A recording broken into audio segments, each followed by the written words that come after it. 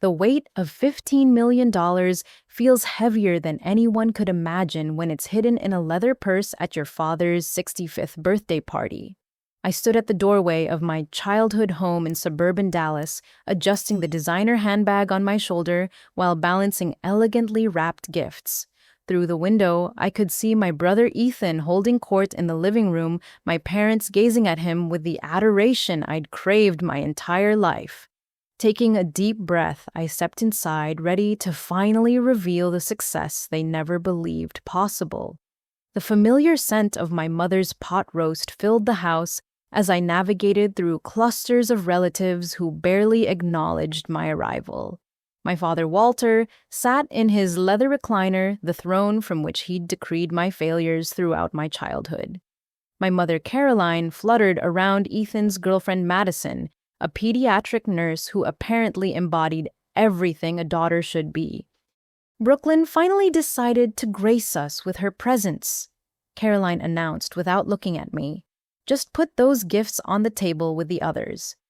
I'd chosen each present carefully, a limited edition watch for my father, a designer scarf for my mother, hoping maybe this time would be different. As I approached the gift table, Caroline gestured dismissively while telling Madison about Ethan's recent promotion to regional manager. Such a successful boy, she cooed, unlike some people who waste their lives playing with computers. Her hand caught my purse, sending it tumbling. The contents scattered across the hardwood floor lipstick, rolling under the couch car keys, jangling against the coffee table leg, and papers floating like white butterflies in every direction. For heaven's sake, Brooklyn, Caroline sighed, still as clumsy as ever. I dropped to my knees, scrambling to collect everything, while family members stepped around me like I was furniture. Madison politely bent to help, picking up a folded document near her feet. Here, you dropped. Her voice trailed off as the paper unfolded in her hands. Ethan, ever the opportunist, snatched it from his girlfriend. What's this still carrying around? Rejection letters, Brooklyn. His smirk transformed into something else entirely as his eyes scanned the Charles Schwab logo, the account summary, the numbers that represented 5 years of 18-hour days and ramen noodle dinners. This can't be real, his voice cracked. The room fell silent. Even the children playing in the corner sensed the shift in atmosphere. What's wrong, honey? Caroline rushed to her golden child's side. Ethan held up the statement with trembling hands. Brooklyn has $15 million. My father's birthday cake slipped from his hands, chocolate frosting exploding across his shoes. Caroline's scream pierced the air like a smoke alarm. Uncle George dropped his beer foam, spreading across the carpet. Aunt Patricia clutched her chest as if experiencing cardiac arrest. 15 million. The words echoed through the room in various tones of disbelief. Cousin Jessica pushed forward, grabbing another paper from the floor. There's more investment portfolios, property deeds. Brooklyn, what is this? I stood slowly, brushing dust from my knees. It's mine. I sold my company 8 months ago. The silence stretched like taffy sweet and suffocating. Then instead of the congratulations I'd foolishly hoped for, my mother's face contorted into something ugly. You've been hiding this from us, your own family. I wasn't hiding anything. I was waiting for the right time. Oh, the right time, Walter's voice boomed as he stepped forward, cake still clinging to his loafers. While we've been struggling, while your brother has been drowning in student loans, you've been sitting on millions. Struggling. You go on 2 cruises a year. Don't you dare talk back to me, his face flushed purple. After everything we've done for you, this is how you repay us with deception. Ethan smoothed out the investment statement, his initial shock morphing into something calculating. Look at these dates. You've had this money since January. 8 months of lying to our faces. I never lied. You never asked about my work. Because you've never succeeded at anything, Caroline shrieked. Every job, every relationship, every opportunity. You failed at all of them. How are we supposed to believe this is legitimate? The room erupted in speculation. Aunt Patricia suggested embezzlement. Uncle George wondered aloud about money laundering. Cousin Marcus joked about sugar daddies until his wife elbowed him silent. I built a software company, I said quietly, AI solutions for healthcare systems. I worked 80-hour weeks for 5 years. I lived in a studio apartment and drove a 15-year-old Honda while reinvesting every penny into the business. Sure you did, Ethan scoffed. And I'm secretly a billionaire. Madison tugged at his sleeve, whispering something about being supportive, but he shrugged her off. This explains so much. He continued pacing the room like a prosecutor. The new clothes, the subtle changes in your social media posts. I knew something was different, but I thought maybe you'd finally gotten a real job. My stomach dropped. You've been monitoring my social media.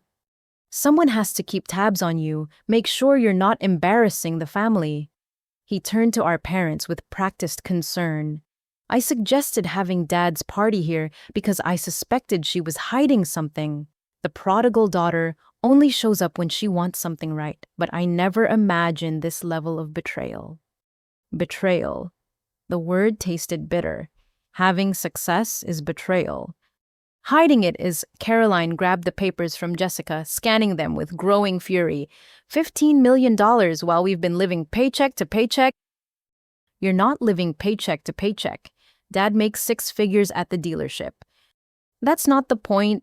She waved the statements like evidence in a trial. Family shares everything. Family supports each other, but you've always been selfish, Brooklyn, always thinking only of yourself. The relatives formed a circle around me, their faces a mixture of greed, envy, and accusation. This wasn't how I'd imagined this moment. In my fantasies, they'd finally seen my worth, finally acknowledged that their dismissed daughter had achieved something remarkable. Instead, I stood in the center of their judgment, understanding with crystal clarity that no amount of money would ever purchase their love or respect. The only thing my success had revealed was the true price of their conditional affection. Caroline's voice rose to a pitch that could shatter crystal. Selfish. That's what you've always been. Brooklyn Marie Henderson. From the day you were born, taking attention away from what really mattered. I was literally a baby. I protested, but she steamrolled over my words. What 21 hours of labor. The worst pain of my life, and for what? So you could grow up to hoard millions while your brother suffers. She spun toward Ethan with theatrical concern. Show her your student loan statement, sweetheart. Show her the $60,000 crushing your future while she bathes in champagne. I don't bathe in champagne. I don't even drink champagne. Oh, quiet. Walter's command silenced the room. He approached me with the measured steps of someone approaching a cornered animal. Your mother's right. We sacrificed everything for you. Private tutors when you struggled in school. I never had tutors. I taught myself. That state college education wasn't free book supplies keeping a roof over your head for 18 years. We invested in you, and investments require returns. I paid for college myself with scholarships and 3 part-time jobs. You wouldn't even co-sign my loans because you said college was wasted on girls who just get married anyway. Patricia gasped from her perch on the sofa. Such disrespect, Walter. Caroline, I had no idea she'd turned out this ungrateful. The money's clearly gone to her head, Uncle George added, already calculating his potential share. Probably doesn't even remember where she came from. I remember exactly where I came from, I shot back. I remember sleeping in the unheated attic because Ethan needed the bigger room. I remember walking to school in torn shoes while he got a car for his 16th birthday. I remember being told I was the practice child before you got it right. Dramatic as always, Caroline dismissed with a wave. 1 pair of shoes had a tiny hole. We fixed it with duct tape, and that attic room built character. Ethan stepped forward, phone in hand. Let's stop dwelling on ancient history and focus on the present. Madison and I are trying to start our lives together. Do you know how hard it is to plan a wedding? Buy a house, start a family with student debt hanging over our heads. That's your debt, not mine. See, he turned to our parents. This is exactly what I mean. No family loyalty, no sense of responsibility. Caroline nodded vigorously. A good sister would have already offered to help. Instead, we had to find out by accident. God knows how long she planned to keep this secret. Forever, probably, Walter growled, until we were in the ground and she could dance on our graves with her millions. The hyperbole might have been funny if it weren't so painful. These people who'd raised me, who should have celebrated my success, saw only dollar signs and betrayal. Here's what's going to happen, Walter announced, assuming his dealership manager voice. You're going to transfer half that money to Ethan.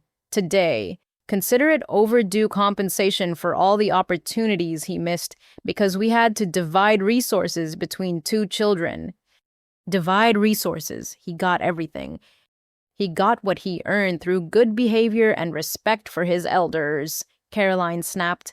Unlike someone who spent her teenage years locked in her room with those computers, probably learning how to steal monies even then. I was learning to code building websites for local businesses to save for college. Wow, websites, George scoffed. Is that what they're calling scams these days? Jessica leaned forward, her voice dripping false concern. Maybe we should contact a lawyer, make sure this money was obtained legally. For Brooklyn's own protection, of course. Great idea, Ethan said quickly. I actually know someone who specializes in financial crimes, just to verify everything's above board. The threat hung in the air like smoke. They weren't just demanding money, they were prepared to destroy me if I didn't comply. You want to investigate me? Go ahead. Every penny is documented, every tax paid, every regulation followed. Then you won't mind sharing, Walter pressed.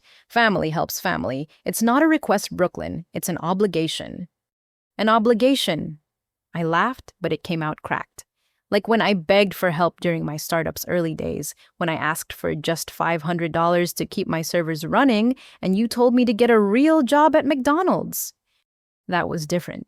We were teaching you responsibility. You were teaching me that I was on my own. Lesson learned. Ethan's face darkened. So that's it. You're going to punish us for trying to guide you towards stability. Typical Brooklyn holding grudges like currency. The only one treating relationships like currency is you demanding half my money like I owe you for existing. You owe us for more than existing, Caroline hissed. You owe us for tolerating your presence at family events despite your constant failures. For pretending we weren't embarrassed when you dropped out of pre-med, for lying to our friends when they asked what our daughter did for a living. I dropped out because I found my passion in technology, and you never lied to your friends. You told them I was a disappointment who'd never amount to anything. Mrs. Patterson showed me the Facebook posts. A flush crept up Caroline's neck. That was taken out of context. Really, my daughter the dropout playing with computers while real professionals save lives needs context. Enough! Walter slammed his fist on the table. You have two choices, Brooklyn. Transfer $10 million to the family account I'll set up or lose your family forever. $10 million.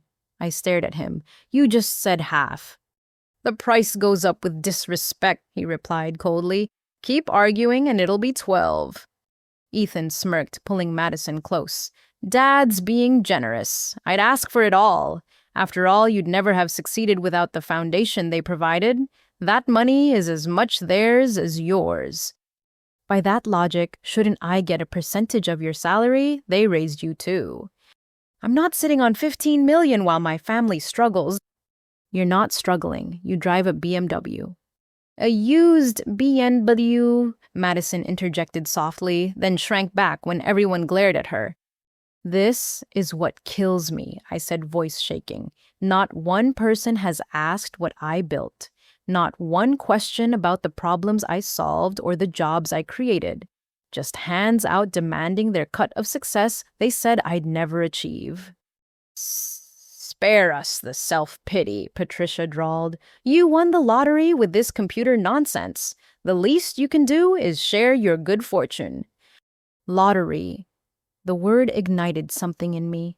I worked 100-hour weeks. I survived on 4 hours of sleep for months. I pitched to hundreds of investors who laughed in my face. I built every line of code negotiated, every contract fought for every client. That's not luck. That's sacrifice you can't even imagine. Sacrifice. Caroline laughed bitterly. You want to talk about sacrifice? I gave up my career to raise you. What career? You worked part-time at the library. I could have been head librarian if I hadn't gotten pregnant with you. The delusion was staggering. In her mind, every unfulfilled dream was my fault, every disappointment traced back to my birth. I'm done with this conversation, I said, gathering my purse. I came here to celebrate Dad's birthday, not submit to a financial interrogation. You're not leaving until this is settled. Walter blocked the doorway. 10 million, Brooklyn. You have 24 hours to transfer the money, or you're no longer welcome in this family. What make it 12 million, Ethan suggested, for the emotional distress of finding out this way.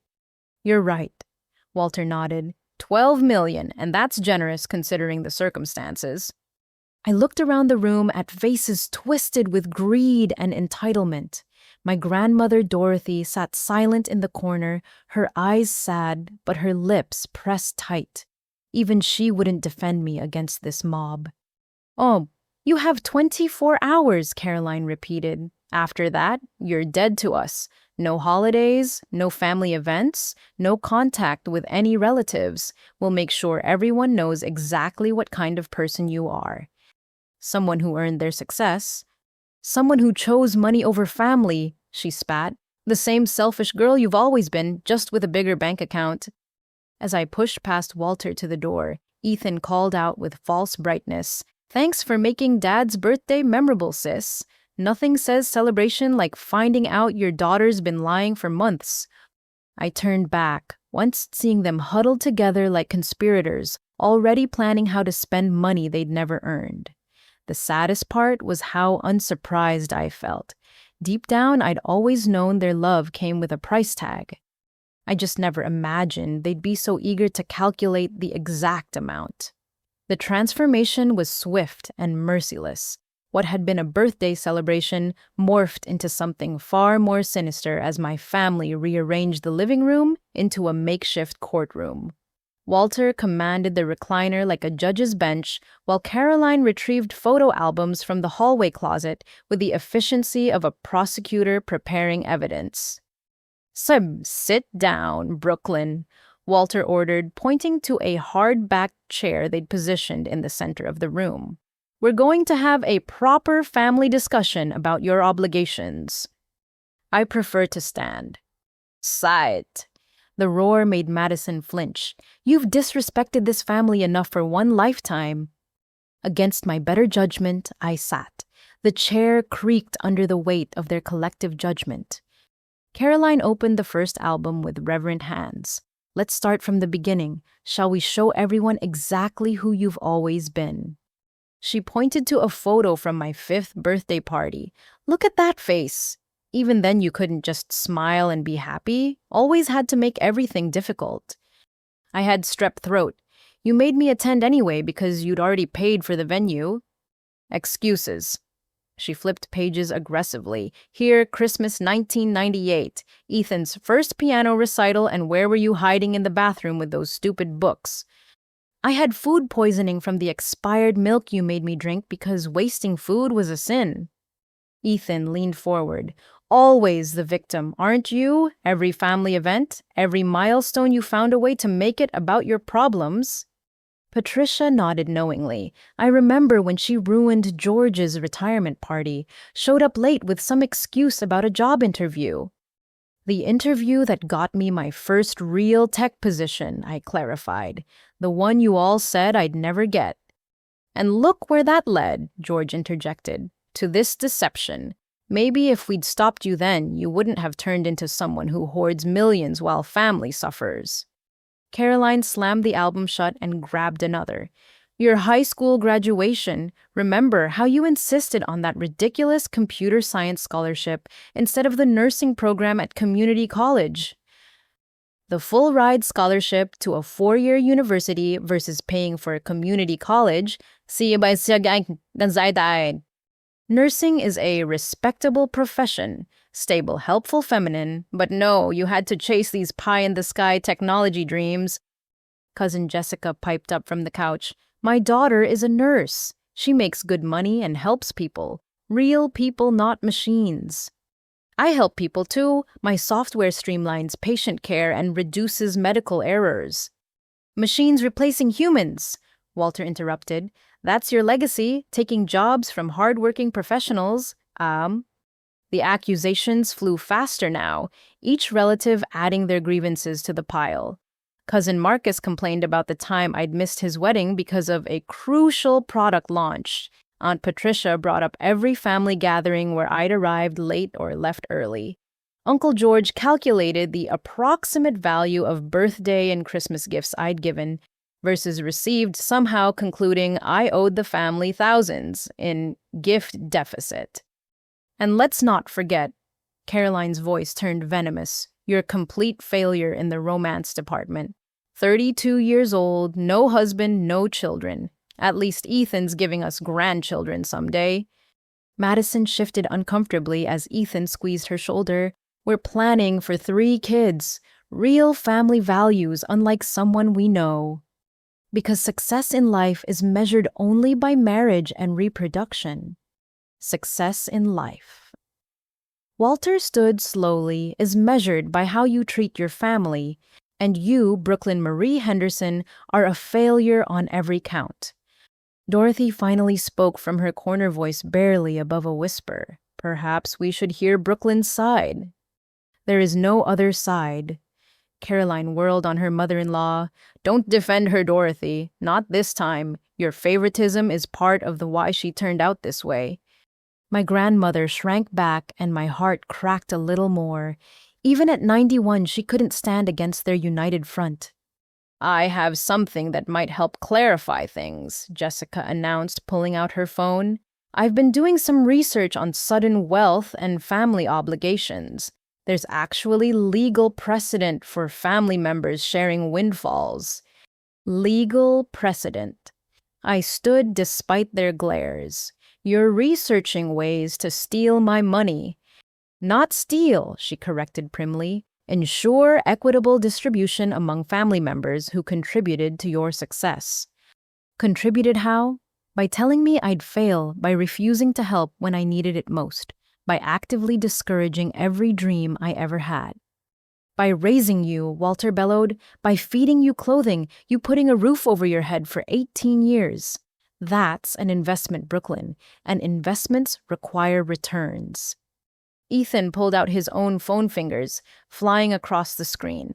I'm texting my friend Bradley. He's a contract lawyer who specializes in family financial disputes. He says there's definitely grounds for action if a family member conceals assets.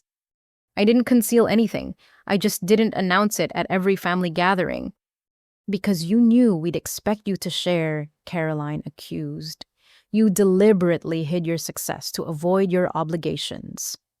My obligations. Tell me what exactly are my obligations to people who have spent 32 years telling me I'm worthless? Don't be dramatic, Patricia waved dismissively. Every family has its tensions. That doesn't erase blood bonds. Blood bonds. I laughed bitterly. Is that what you call it when you bet on how quickly I'd drop out of college? Oh yes, Marcus told me about the family pool. Apparently, Uncle George won $50 betting I wouldn't last a semester. George had the decency to look slightly ashamed before rallying. That was just harmless fun. You're too sensitive, always have been. Sensitive or just tired of being the family punching bag. Nobody made you a punching bag. Ethan stood matching my posture. You isolated yourself with those computers and weird friends. We tried to include you, but you always thought you were too good for normal family activities. Too good, I begged to be included, but every conversation turned into a lecture about my failures. Every gathering became an opportunity to compare me unfavorably to you. Because I earned their pride, he gestured wildly. I played sports, joined clubs, dated appropriate girls, got a business degree. I followed the path of success. Your path, not mine. And look where your path led, Walter interjected, to selfishness and greed. $15 million. He said it like a curse. Do you have any idea what that could do for this family? I know what I'm already doing with it. Funding scholarships, supporting women in tech-building programs. Strangers, Caroline shrieked. You're giving money to strangers while your own brother drowns in debt. His debt from the MBA you insisted he get at the expensive private school. My debt from state college, I paid that off myself. Because we knew you'd waste the money on some useless degree. Ethan had potential. Had Ethan's voice sharpened. I have potential. I just need capital to realize it. That's when I noticed him typing furiously on his phone again, not texting, but recording. The realization hit like cold water. Are you recording this? He didn't even try to hide it. Bradley suggested documenting everything for the lawsuit. What lawsuit? The one we'll file if you don't do the right thing voluntarily, Walter said matter-of-factly. 12 million Brooklyn. That's more than fair considering what you've put us through. Put you through. I succeeded. I built something from nothing. How is that putting you through anything? The lies. Caroline counted on her fingers. The deception. The embarrassment of finding out from scattered bank statements instead of a loving daughter's confession. The emotional trauma of realizing you've been hiding wealth while watching us struggle. You're not struggling. You vacation in Hawaii twice a year?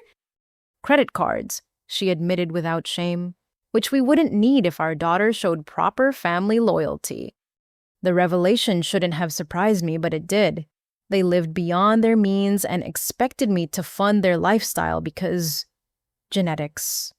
I need some air. I moved toward the door, but Marcus blocked my path. Nobody leaves until this is resolved, he said, trying to sound intimidating despite being 5 inches shorter than me. Move, Marcus, or what you'll buy the house out from under us. That's not a bad idea, George mused. How much property does she own? We should know the full extent of her holdings before negotiating. It's not a negotiation. I spun to face them all.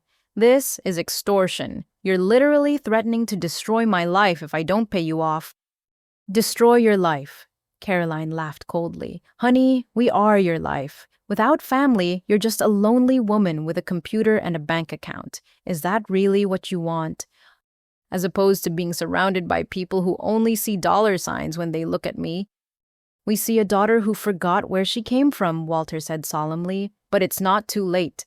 Transfer the money and all is forgiven. We'll even throw you a party to celebrate your success. Properly this time.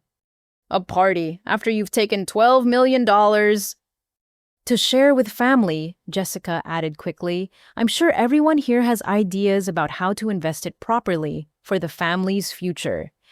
The vultures circled each face, already calculating their portion of my earnings. Dorothy caught my eye and mouthed something I couldn't decipher. An apology, a warning. You have our terms, Walter announced with finality. $12 million transferred to the account I'll establish. You keep $3 million more than enough for a single woman with no responsibilities. Everyone wins. Everyone wins. You mean everyone takes what I earned through years of sacrifice and sleepless nights. That's not winning. That's theft with a family discount. Such ugly words. Caroline shook her head sadly. This is why you'll die alone, Brooklyn. No capacity for love or sharing. Just greed and selfishness wrapped in feminist nonsense about independence. Ethan ended his recording with a satisfied tap. Got everything documented. Bradley says the fact that she admitted to having the money for 8 months strengthens our case significantly. Your case for what? Being born into the same family, that's not a legal claim to someone's assets? We'll see what a judge thinks, he replied smugly, especially when they hear how you've treated the family that raised you. The photo albums lay scattered across the coffee table, carefully curated evidence of my supposed failures. Not one picture of my science fair wins my coding competition. trophies my college graduation with honors. Those moments hadn't fit their narrative of Brooklyn the burden. 24 hours, Walter repeated as I finally pushed past Marcus. Be smart for once in your life, Brooklyn. Choose family over money. I am choosing family, I said from the doorway. I'm choosing to protect myself from people who see me as nothing more than an ATM with DNA. The last thing I heard as I left was Caroline's voice, sharp and certain. You'll be back. They always come back, and when you do, the price will be $15 million. The door slammed behind me, but their judgment followed me into the night like a shadow with its hand out, waiting to collect what they believed I owed for the crime of being born. The next morning arrived with the subtlety of a sledgehammer. My phone buzzed insistently on the nightstand at 6:43, the screen lighting up with message after message. As I reached for it, still groggy from a night of replaying yesterday's ambush, I saw the notifications cascade like a digital avalanche. 47 missed calls, 93 text messages, 18 voicemails. The Henderson family had mobilized overnight. I scrolled through the texts, first each one a variation on the same theme. Ethan, Bradley reviewed the recording. Strong case for financial abuse. Let's settle this outside court. Caroline, your father couldn't sleep. His blood pressure is through the roof.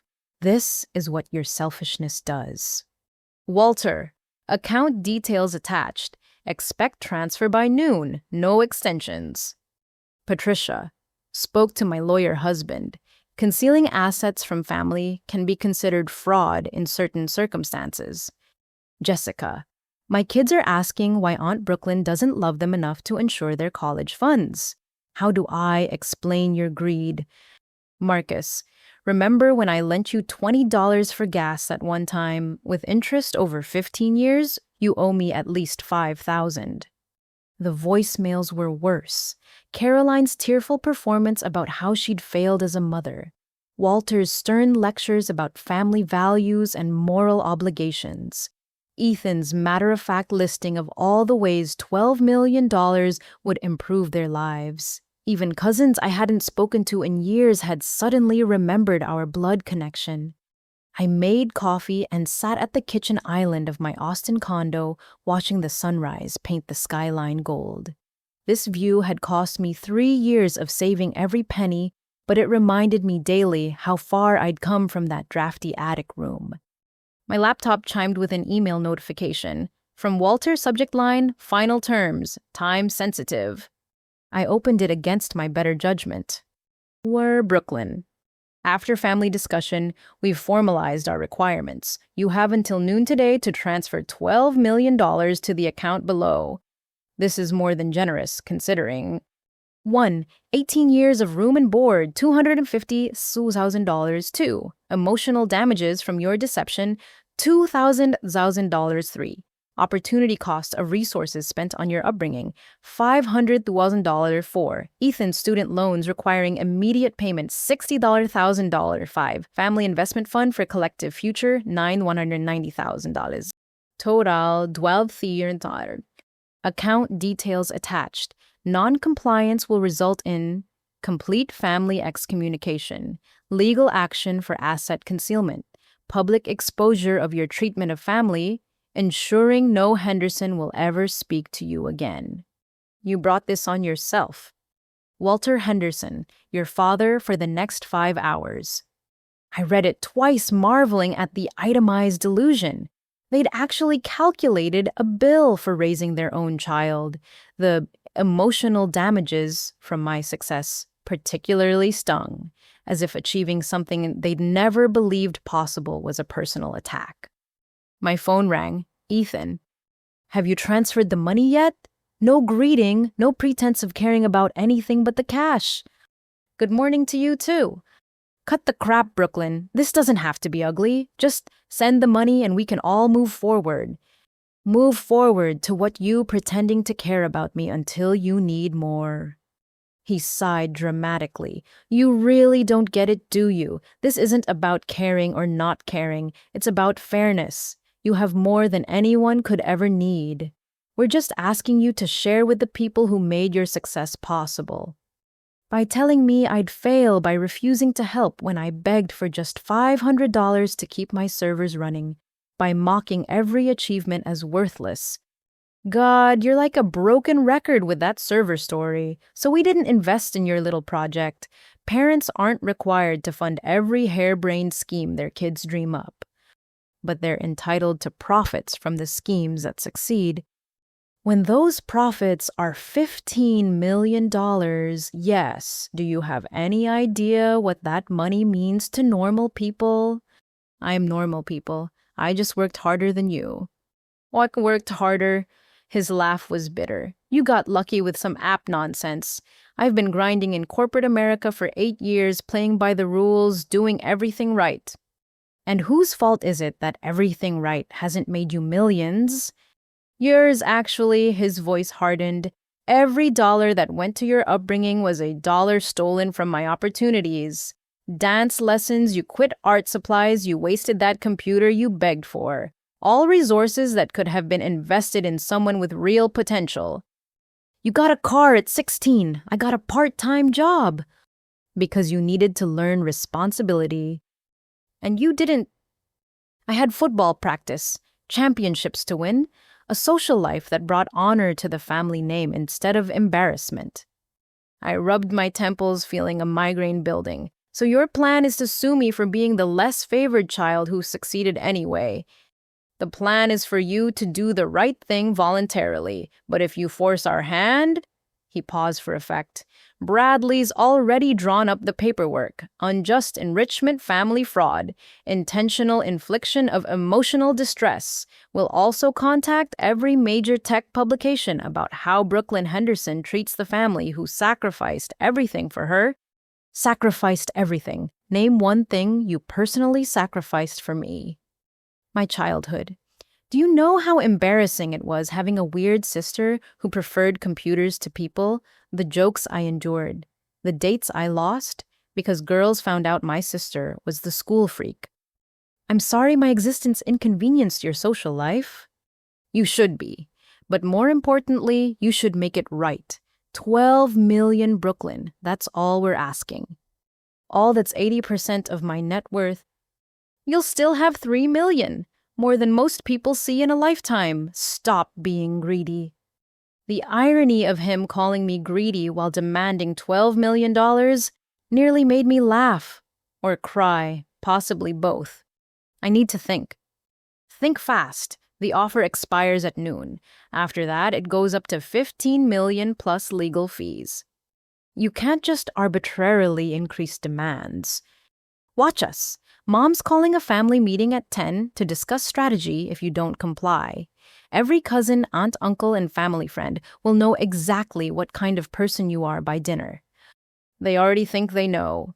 I'm the failure, remember, the disappointment who wasted her potential on silly computer games instead of respecting traditional values. Exactly. So imagine how they'll react when they learn the failure has been hoarding millions while claiming she couldn't afford better Christmas gifts. My coffee had gone cold, but I drank it anyway. The bitterness seemed appropriate. Is that all I am to you, a bank account to raid? You're my sister, he said, and for a moment I heard something almost human in his voice.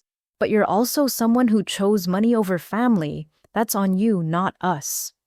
I chose to build something. To create value, to solve problems. The money was a byproduct, not the goal. How noble! Too bad nobility doesn't pay student loans or fund retirements or secure futures for the next generation. Your student loans, your retirement, your future. When did my success become responsible for your financial planning? When you decided to hide it from the people who loved you most. Loved me. You monitored my social media looking for dirt. That's not love, Ethan. That's surveillance. I was protecting the family's interests. And good thing, too, or we'd never have known about your betrayal. There it was again, betrayal, as if success itself was an act of treason against the Henderson family constitution.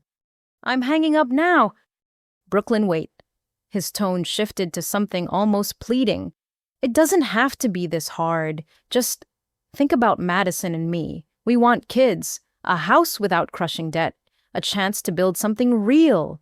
You could give us that without even noticing the money's gone. Build something yourself, like I did. With what capital? What connections? You got lucky. Luck had nothing to do with it. Whoa, fine. You're a genius, a visionary, the Mark Zuckerberg of whatever boring thing your company did. Happy, now share the wealth like every other tech billionaire pretends to do. I'm not a billionaire, and I already share. I've funded scholarships, supported other female entrepreneurs, donated to coding boot camps. Strangers, you give fortunes to strangers while your own brother struggles. My own brother who called me a worthless failure every Christmas for a decade. That was tough love motivation. That was cruelty, and now you want me to reward it with millions. I want you to act like family. So do I, but your version of family looks a lot like extortion. He exhaled sharply. Noon, Brooklyn. The account information is in Dad's email. Do the right thing or face the consequences. What if the right thing isn't what you think it is? Then you'll learn the hard way that blood is thicker than water, but lawyers are thicker than both. The line went dead. I stared at my phone, half expecting it to ring again immediately. Instead, a text from Caroline appeared. Your grandmother is so disappointed she won't eat. If she dies of heartbreak, that's on you too. Emotional manipulation, financial threats, and now weaponizing my grandmother's health. The Henderson playbook was nothing if not comprehensive. Another text, this one from Madison. I'm sorry about yesterday. Family dynamics are complicated, but maybe consider that sharing your blessings could heal a lot of wounds. Even the girlfriend had been recruited for the full court press. I walked to my home office where the framed photo of my team celebrated our acquisition. 23 people who'd believed in the vision, who'd worked beside me through pivots and failures and small victories. They'd all received bonuses from the sale. My assistant Maria had paid off her parents' mortgage. My lead developer James had started his own company. That was family, people who celebrated success instead of calculating their cut. My laptop dinged with another email, this one from a name I didn't recognize, Sarah Henderson. Brooklyn? You don't know me, but I'm your father's sister.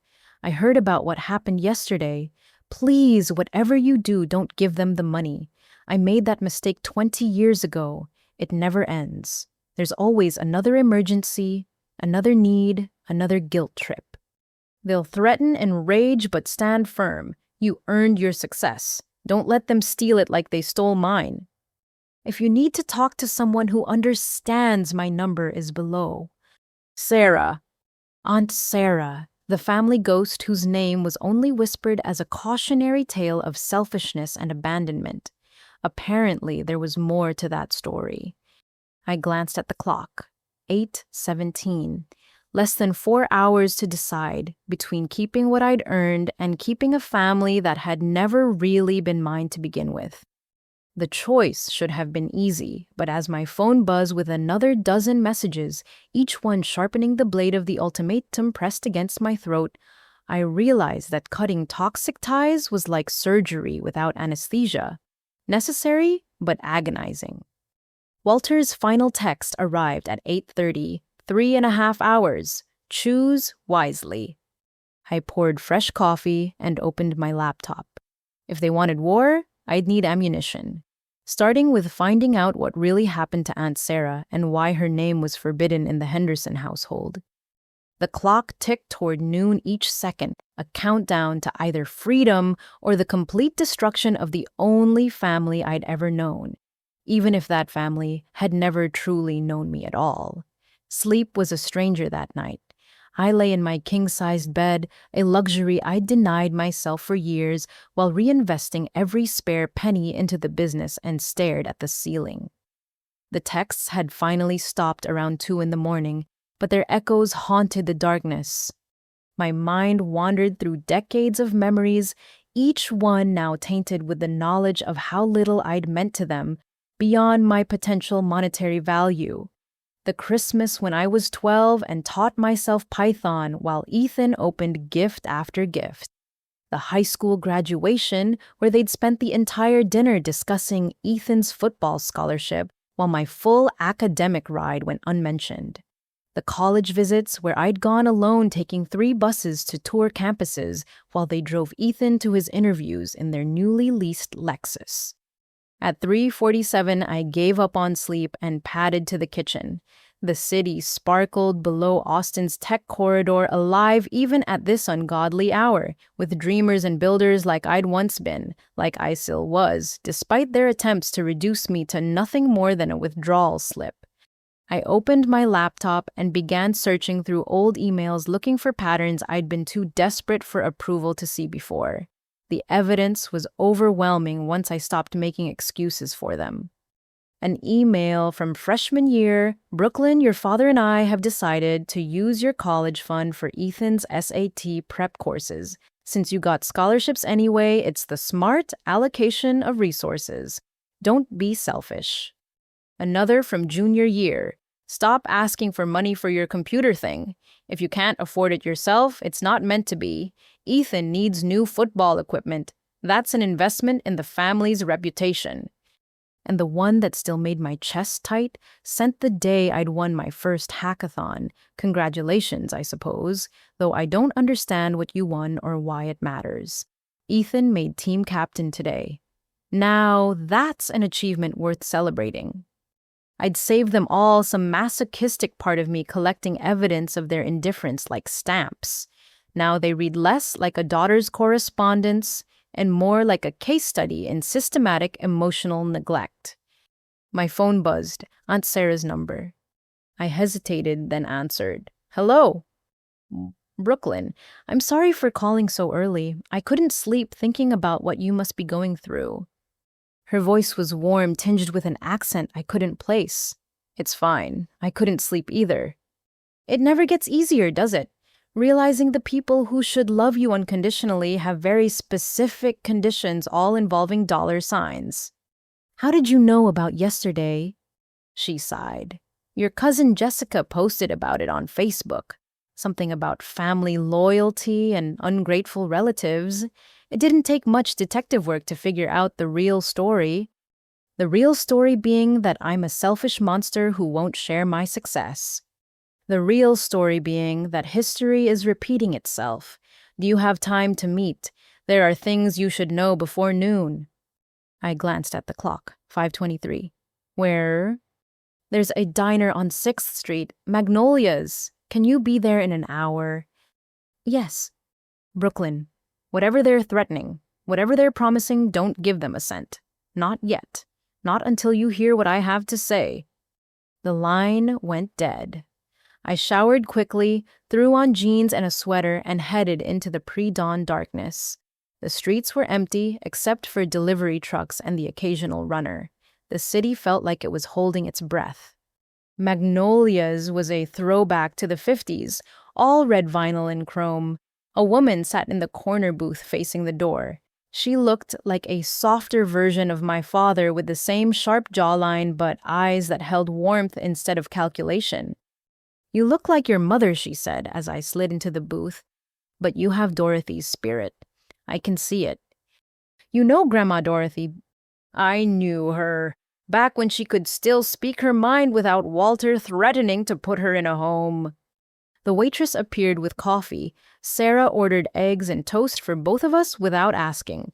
Trust me, you'll need the fuel for what's coming. What happened 20 years ago? I asked without preamble. Why did they erase you? Sarah wrapped her hands around her coffee mug, gathering warmth or courage. I made the mistake of succeeding. Started a real estate firm in California, specialized in helping women find safe housing after leaving abusive relationships. It grew faster than I expected. Within 5 years, I had 12 offices across the state. That's amazing. Your father didn't think so. He showed up at my San Diego office one day with Caroline and a business proposal. They wanted to be partners. 50% stake for family solidarity. For nothing. Oh, they had big plans. Walter would handle the money. Caroline would manage marketing despite having no experience. They'd already picked out company cars and calculated their salaries. What did you do? I laughed. I thought they were joking. Her smile was bitter. They weren't. When I refused, they tried everything. Guilt about abandoning family, threats to tell clients I was unstable. Your mother even suggested I was probably a lesbian, as if that was both an insult and a reason I owed them money. How did you get away? I didn't at first. I gave them $50,000 to make them leave. Told myself it was a one-time payment for peace. She shook her head. 6 months later, they were back.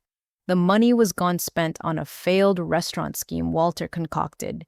They needed more. You said no. I said yes. Another 30,000, then 20 more 6 months after that. Each time swearing it was the last, each time believing their promises to leave me alone. The waitress delivered our food. I pushed eggs around my plate, appetite gone. What finally ended it? Dorothy. Sarah smiled sadly. She called me one night, told me Walter was planning to sue me for stealing the family's rightful inheritance from their shared childhood home, a house that had been sold decades ago which I'd never lived in, but he'd found a lawyer willing to file the papers. Grandma warned you. She did more than that. She told me to run, to change my number, my address, everything, to let them tell whatever stories they wanted as long as I was free. Sarah's eyes glistened. She said she'd rather lose one grandchild to distance than watch another be destroyed by proximity. But you never saw her again. Once, at her 90th birthday, I snuck in the back, watched from the kitchen. She saw me, smiled, and mouthed, "Stay away." It was the kindest thing anyone in that family ever did for me. I thought of Dorothy's silence yesterday, the way she'd shrunk into her chair. She tried to speak up for me, and they shut her down. That's what they do to anyone who challenges the narrative. You're either with them or you're the enemy. How much did you give them total? Over the years, close to 200,000. Always emergencies. Always promises it would be the last time. Always threats when I hesitated. She leaned forward. But you have something I didn't. What? Proof of your success. Documentation. And most importantly, knowledge of their game. I was blindsided. You're not. They're threatening legal action, claiming I owe them for my upbringing. Sarah laughed, surprising me. Let them try. Any decent lawyer will laugh them out of court. Parents can't bill children for being parents, and hiding your success, that's not a crime, it's self-preservation. Ethan's been recording everything. Good. Let him. Records work both ways. Their demands, their threats, their admission of living beyond their means while claiming poverty. It's evidence of extortion, not family obligation. But the social media campaign will make them look petty and greedy to anyone with sense. Brooklyn, they're betting on your need for their approval. That's their only real weapon. I finally took a bite of egg, surprised to find I was hungry after all. Why did you reach out? Because Dorothy can't. Because someone should tell you that walking away isn't selfish, it's survival. Because I spent 20 years building a beautiful life they know nothing about, and I want you to know it's possible. Tell me about it, your life now. Her face transformed. I have a wife, Elena. We've been together 18 years.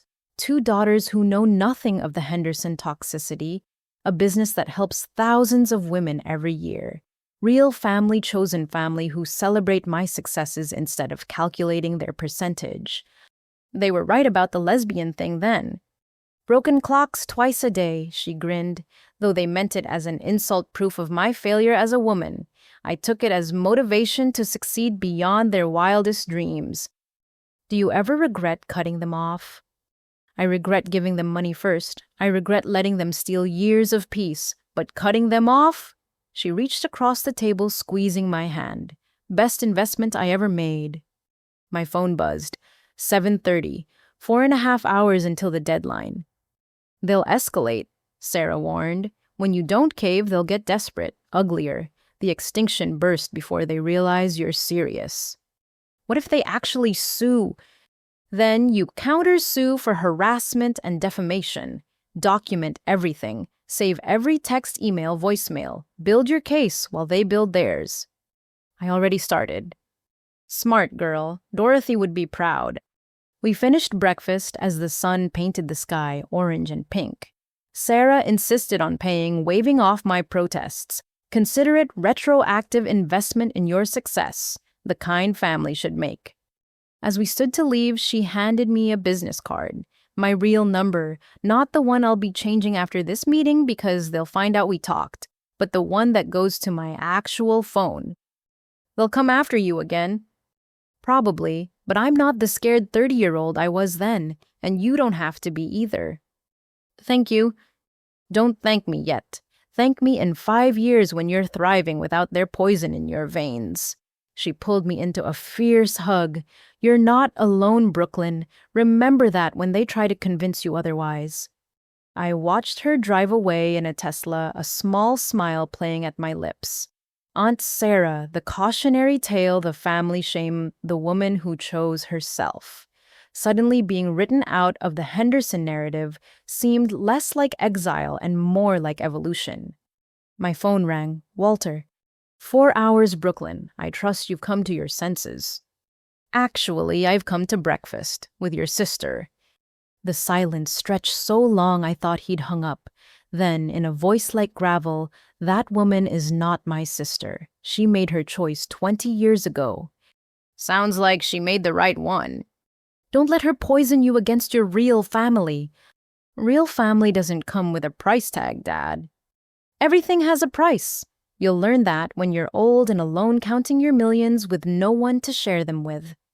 Like Aunt Sarah, who seems pretty happy with her wife and kids and thriving business. Another silence. Then, 4 hours, Brooklyn, choose wisely. He hung up, but I felt lighter than I had in years. History was repeating itself, but this time I knew the ending. And I had something Aunt Sarah hadn't, her example proof that life after the Hendersons was not only possible, but preferable. I drove home through awakening streets, past coffee shops, filling with entrepreneurs and artists and dreamers. My people, my chosen tribe. 3.5 hours to go, but my decision was already made. The meeting with Aunt Sarah had shaken something loose in my mind. As I drove back to my condo, pieces of a larger puzzle began falling into place. Every family story, every whispered conversation that ended when I entered a room, every relative who'd mysteriously disappeared from holiday gatherings. I called Maria, my former assistant, who'd become a close friend. Can you meet me at my place in 20? I need your research skills. Of course. Brooklyn, are you okay? You sound different. I'm starting to think I'm more okay than I've been in years. By the time Maria arrived with her laptop and a box of kolaches from our favorite bakery, I'd already begun mapping out the Henderson family tree on my whiteboard. Names, dates, and most importantly, departures. What is this? Maria asked, studying my work. My family's real history, not the version they tell at Christmas, but what actually happened to anyone who dared succeed without permission. We spent the next hour deep in digital archives. Maria had a gift for finding information others wanted hidden. Property records, business registrations, court documents, social media posts from years past. The pattern emerged like a photograph in developer fluid. Your Uncle Raymond, Maria pointed to a LinkedIn profile, started a construction company in 1998. By 2000, he was bankrupt. But look, she pulled up court records. Your father was his business partner, took out loans against the company, disappeared when creditors came calling. Raymond took the fall. They told me he was a drunk who couldn't handle success. Maybe he became one after your father destroyed his life. Maria navigated to another file. Your cousin, Jennifer. Remember her? Vaguely. She stopped coming to family events when I was in high school. Started a successful catering business. Your mother convinced her to cater family events for free, promised to recommend her to friends. Instead, she told everyone Jennifer's food made people sick, destroyed her reputation. The business folded within a year.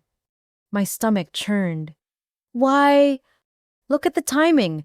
Jennifer's grand opening was the same week as Ethan's graduation party. Your mother couldn't stand anyone else being the center of attention during her golden boys moment. The evidence mounted. Cousin David, who'd invented a new type of water filtration system, only to have Walter claim co-inventorship because David had once mentioned it at a family dinner. Aunt Patricia's first husband, who'd built a chain of hardware stores before divorcing her and fleeing the state after Walter tried to force a hostile takeover. There's more, Maria said quietly. Your grandmother, Dorothy, did you know she had her own business once? What Noah, she was always just Grandma. Dorothy Henderson, proprietor of Henderson Alterations, 1965 to 1972, one of the most successful seamstresses in Dallas, until your grandfather decided her success was embarrassing him. She showed me a newspaper clipping from 1972. Shop closes after mysterious fire. Owner chooses family over business. He burned down her shop. No proof. But the insurance money went into a business account controlled by your grandfather. Dorothy never worked again. I sank onto the couch, overwhelmed by generations of destroyed dreams. It's not just greed, it's pathological. They can't stand anyone succeeding unless they control it. Brooklyn? Maria hesitated. There's one more thing about Ethan. What about him? She turned her laptop toward me. Remember his big promotion he was bragging about? I did some digging. He was actually demoted 3 months ago. The company's restructuring and his department is being eliminated. So he's about to be unemployed. It gets worse.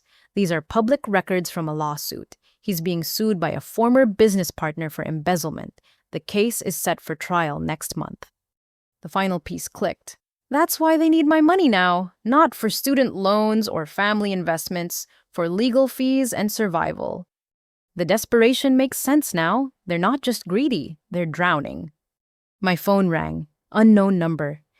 Hello. Miss Henderson, this is Margaret Sterling from Sterling Legal Associates.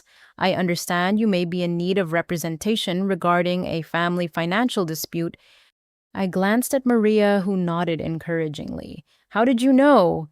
Sarah Henderson is an old friend. She suggested I reach out. I specialize in protecting individuals from financial exploitation by family members. It's more common than you'd think. They want $12 million by noon. Do they now? And what documented investment did they make in your success to warrant such a return?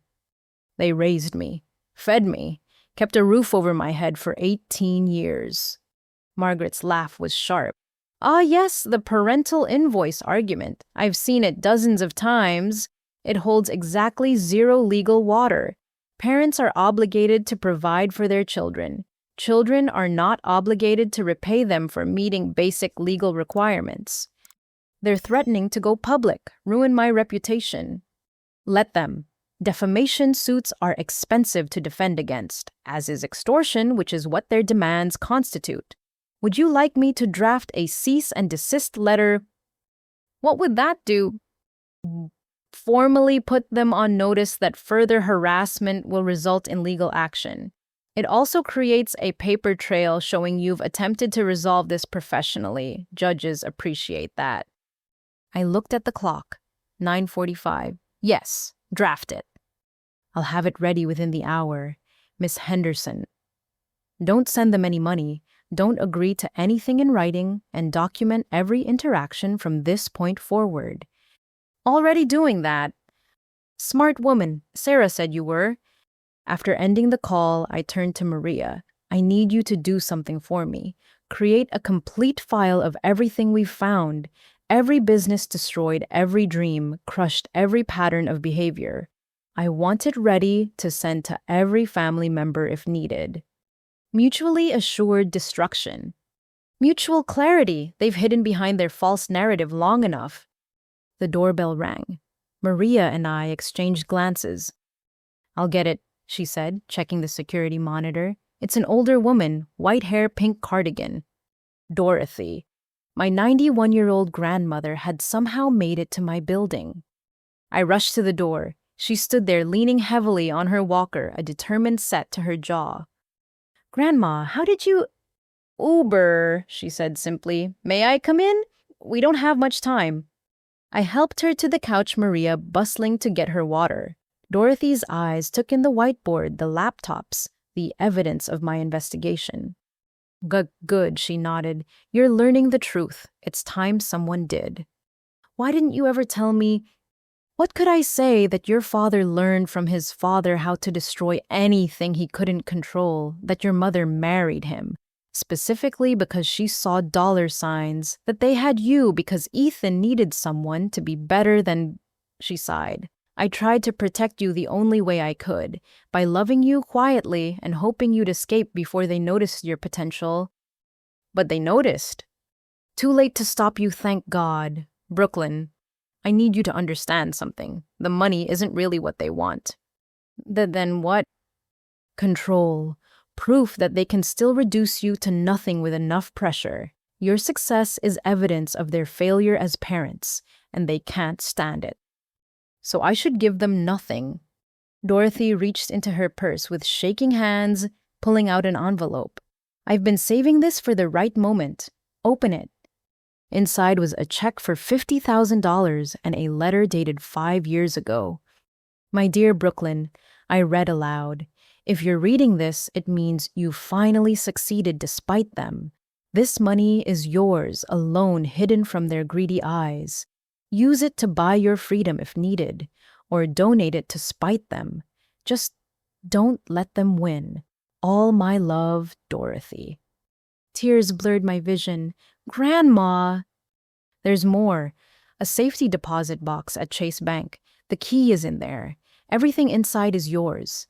Documents, photos, proof of what they've done to others. And something else." She smiled sadly. "Your real birth certificate." "My what?" "The one showing your actual first name.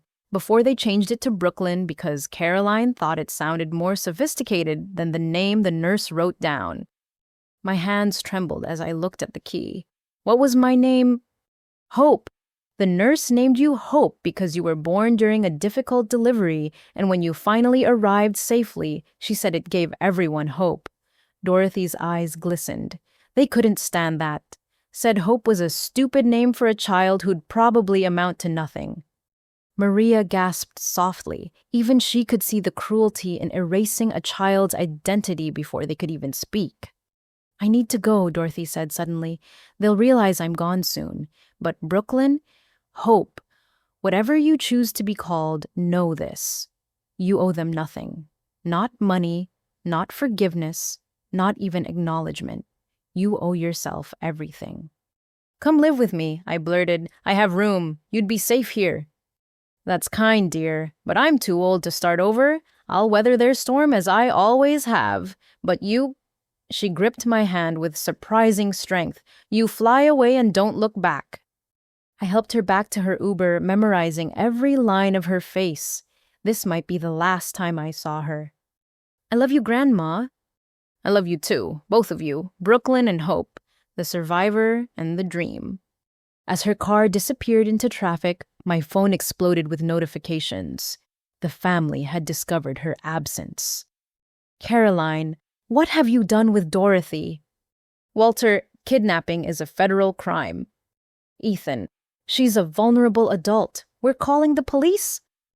I texted back simply, "She's on her way home. She visited me of her own free will, as is her right." Then I blocked them all. Maria helped me pack the evidence into organized files, while Margaret Sterling's cease and desist letter arrived via email. Professional, thorough, and absolutely devastating in its clarity about the legal consequences of continued harassment. 10:45, 1 hour and 15 minutes until their deadline. But I wasn't counting anymore. I had Dorothy's blessings, Sarah's example, and finally the truth about who the Hendersons really were. Not a family, but a multi-generational criminal enterprise specializing in destroying their own. The phone rang one last time, Walter again from a different number. I answered on speaker so Maria could witness, and yes. Last chance, Brooklyn. 12 million or you're dead to us. I've been dead to you my whole life. You just kept me around hoping I'd eventually be worth something you could steal. That's not... We love you. No, you love what I represent. Money you didn't earn from success you didn't believe in. But here's the thing, Dad. I don't need your love anymore. I never really had it anyway. You'll regret this. The only thing I regret is waiting 32 years to see you clearly. I hung up and powered off my phone entirely. Maria raised her coffee cup in a toast to hope and to Brooklyn and to whatever name you choose next. To freedom, I replied, clinking my mug against hers. Expensive at twice the price, but worth every penny I'm not giving them. The clock ticked toward noon, but I was already gone. Not physically, but emotionally, mentally, spiritually. The Hendersons could keep their threats and their violence and their multi-generational dysfunction. I had something worth more than $15 million. I had the truth. And with it, finally, I was free. The cease and desist letter from Margaret Sterling hit the Henderson family email accounts at exactly 11:59 1 minute before their deadline. I knew because Ethan, in his infinite wisdom, immediately posted a screenshot on Facebook with the caption, "When family means nothing and lawyers mean everything. Shame on you, Brooklyn Henderson." Within minutes, my phone now turned back on to monitor the situation, lit up with notifications from mutual acquaintances. The court of public opinion was in session, and the Hendersons had made their opening statement. I sat in Margaret Sterling's downtown office, a fortress of glass and steel that felt appropriately protective. She'd insisted on meeting immediately after the deadline passed. "They've made our job easier," Margaret said, scrolling through the social media posts. "Public defamation documented in real time. It's like they're building our case for us." "What's our next move?" "Well, first we document everything, then we investigate. I've worked with an excellent private investigator who specializes in financial fraud and family disputes, Richard Chen. He's discovered some fascinating patterns in similar cases." "I know Chen." I smiled despite the stress. "My family would hate that. They have opinions about immigrant names." "Then they'll really hate that he's the best in the business." She slid a card across the desk. "He's expecting your call. Meanwhile, I'll file responses to any legal action they attempt and begin preparing our countersuit options." I left her office feeling something I hadn't experienced in years around Family Matters Agency. I wasn't reacting anymore. I was taking control. Richard Chen's office occupied a nondescript suite in a strip mall purposefully forgettable. The man himself was anything but sharp eyes behind wire-rimmed glasses, the kind of presence that noticed everything while seeming to pay attention to nothing. "Miss Henderson, or do you prefer Ms. Taylor?" He smiled at my surprise. "Your LLC registration. Smart to keep your business under a different name." "Brooklyn is fine. And yes, I learned early that the Henderson name came with baggage." "More than you know, I suspect. I've already done preliminary research based on Margaret's briefing. Your family has quite the history." He turned his monitor toward me. "Your father has filed for bankruptcy twice in 2003 and 2014. Both times, mysteriously, family members' businesses failed shortly before providing him with justification for loans he never repaid." I knew about Uncle Raymond, but twice. The second time involved your mother's brother, Dennis, invested his retirement savings in Walter's Sure Thing import business, lost everything. They haven't spoken since.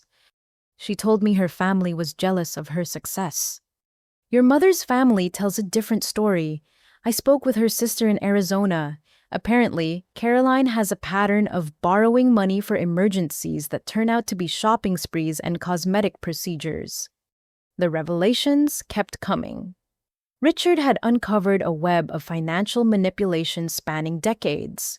Fraudulent insurance claims, tax evasion through creative business structuring credit cards opened in relatives' names without permission.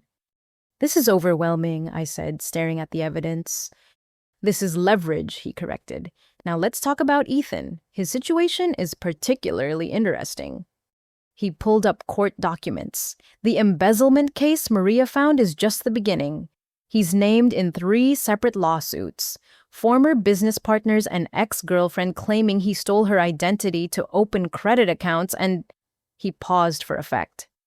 A paternity suit. What?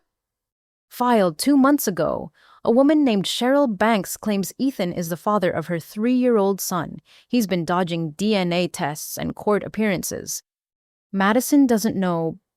Based on her social media posts about their perfect relationship and future children, I'd say no. My phone buzzed. A text from an unknown number. This is Jessica. We need to talk, without the others knowing. Interesting timing, Richard observed, reading over my shoulder. Want me to run a trace? No, let's see what dear cousin wants. I met Jessica at a Starbucks, far from the family's usual haunts. She looked nervous, constantly checking the door. Thanks for coming, she said, clutching a venti latte like a lifeline. I need to tell you something. If this is another attempt to get money… No, she lowered her voice. I mean, yes, originally I was supposed to find out your plans, but that's not why I'm here now. Then why? Because I think they're planning something worse than lawsuits. She pulled out her phone, showing me a group text I wasn't included in. Look at this. The messages were damning. Walter discussing hiring someone to hack my accounts. Caroline suggesting they contact my business associates with concerns about Brooklyn's mental stability. Ethan proposing they file a false police report claiming I'd threatened them. This is evidence of conspiracy to commit fraud, I said carefully. Why are you showing me… Jessica's hands shook. Because 15 years ago they did this to my mother. She'd inherited money from her grandmother, not millions, but enough. They convinced her to invest in a family business that never existed.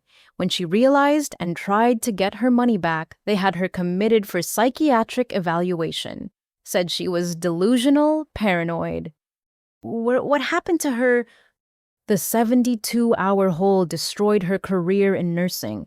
She never got the money back. Moved to Oregon and cut all contact. I was only 17. They told me she abandoned us because she was crazy. But you know the truth now? I've known for years, but I was scared. I have kids, a mortgage, a husband who thinks the Hendersons are perfect. But watching them do this to you… She wiped away tears. I can't be part of it anymore. What do you want from me? Nothing. I mean, I don't expect anything. Someone needs to stop them. And you're the first person who might actually be strong enough to do it. I studied her face, looking for deception, finding only exhaustion and guilt. Send me those screenshots, all of them, and anything else you have. There's more, so much more. Financial records they think I don't understand, recordings of conversations. I've been collecting evidence since I learned about my mom, but I didn't know what to do with it. Why didn't you warn me earlier? Because I'm a coward, she said simply, and because until yesterday, I didn't think they'd go this far with blood family. You're Walter's daughter. I thought that meant something. Apparently, it means I'm worth $12 million in extortion. Jessica flinched. They were never going to stop at 12. Ethan told Marcus the real plan. Get 12 now, then claim you'd promised more. Drag it out for years, bleeding you dry while destroying your reputation if you resist. My phone rang. Richard Chen. You need to see this, he said without preamble. Can you come back to my office? Bring Jessica, if she's willing. I think she needs to see this too. An hour later, we sat in Richard's conference room as he laid out his newest discoveries. Your parents have been running this con for 30 years, he began, but they made one crucial mistake. They kept records, detailed meticulous records hidden in a storage unit they thought no one knew about. How did you… Your grandmother, Dorothy. She paid for the unit but kept the key, the one she gave you. It's not just for a safety deposit box. It's for the storage unit too. He spread photos across the table. Boxes of documents, ledgers, even recordings on old cassette tapes. They documented every scheme, every victim, every dollar stolen, like trophies. Why would they keep evidence of their crimes? Ego and insurance. If one family member ever turned on another, they'd have mutual destruction assured. What they didn't count on was someone outside their circle getting access. Jessica stared at a photo of a ledger page. That's my mom's name. And the amount, oh God, it was so much more than she told me. Whoa, 150,000, Richard confirmed. Over 2 years, systematic theft disguised as family support. We have to take this to the police, I said. We will, but first we build an airtight case. This goes beyond family drama, Brooklyn. This is organized crime, fraud, extortion, identity theft, conspiracy. Your family isn't just toxic, they're criminals. My phone lit up with another barrage of texts. The noon deadline had long passed, and the family was escalating. Death threats, now promises to destroy not just my reputation, but my entire life. Let them threaten, Margaret said when I forwarded the messages. Every text is another piece of evidence. Every public post is another nail in their legal coffin. Jessica's phone rang. She looked at the caller ID and paled. It's Ethan. He knows I'm not home. Answer it, Richard suggested. Act normal. We need more time. She took a deep breath and answered. Hey, Ethan, I'm at Target. Just picking up diapers. No, I haven't heard from Brooklyn. Of course I'm still on the family's side. Yes, I'll let you know if she contacts me. Love you too, cousin. She hung up and immediately ran to the bathroom. We could hear her being sick. This is what they do, I said to Richard. They make you complicit until you can't see a way out. But you see a way out now. I see a way through, straight through them to the other side. He smiled. Good, because what I'm about to propose will require that kind of determination. We're not just going to defend you, Brooklyn. We're going to take them down, all of them, permanently. What do you need me to do? First, visit that storage unit, document everything. Then we go to the FBI. The FBI. Wire fraud across state lines, RICO possibilities with the pattern of conspiracy, IRS implications for unreported income from their schemes. This is bigger than family court Brooklyn. This is federal. I thought of Dorothy's sad smile, Sarah's stolen years, Jessica's broken mother, all the relatives who'd been crushed under the Henderson heel. When do we start? Now, Jessica, are you in? We could use someone inside who knows where more bodies are buried. She straightened, something hardening in her eyes. My kids deserve better than growing up in this family's poison. Yes, I'm in. Then let's go dig up some graves, Richard said, standing, metaphorically speaking, although with your family, I wouldn't rule out actual bodies. It was meant as a joke, but none of us laughed. Because with everything we'd learned about the Hendersons, anything seemed possible. The investigation was just beginning, but already the scope was staggering. 30 years of victims, millions in stolen funds, a family that wasn't a family at all, but a criminal enterprise built on blood and betrayal. They'd wanted $12 million by noon. Instead, they were about to lose everything. And I was the one holding the receipts. The storage unit smelled of dust and old paper with an undertone of mildew that made my nose itch. Jessica stood beside me as I turned Dorothy's key in the lock, both of us holding our breath like we were opening a tomb. In a way, we were. Jesus, Jessica whispered as the door rolled up. Bankers' boxes lined the walls, stacked floor to ceiling, each one labeled in Walter's precise handwriting: Raymond, construction; Dennis, import business; Jennifer, catering; Dorothy, alterations. Decades of destroyed lives filed alphabetically for easy reference. Richard had sent his associate, Patricia Kim, to document everything. She moved with the efficiency of someone who'd seen too many family crimes to be shocked anymore, photographing each box before opening it. This is evidence of sociopathic behavior, she said, pulling out a folder marked Sarah, Final Resolution. They kept copies of the threatening letters they sent her. Who does that? People who are proud of their work, I answered, feeling sick. The folder contained everything Walter's demands for money, Caroline's character assassination letters to Sarah's clients, even Ethan's childhood drawings of Aunt Sarah, the selfish witch who doesn't share. They trained him young, Jessica observed. I remember those drawings. They hung them on the fridge like normal kid art. We worked for 3 hours cataloging the evidence. Each box revealed new depths of cruelty. Forged signatures, falsified loan documents, recordings of Walter coaching Caroline on how to cry convincingly when asking relatives for money. "Brooklyn," Patricia called from the back corner. "You need to see this."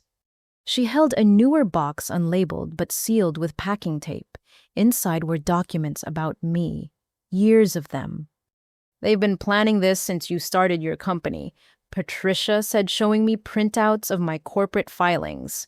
"Look, they tracked every funding round, every press mention.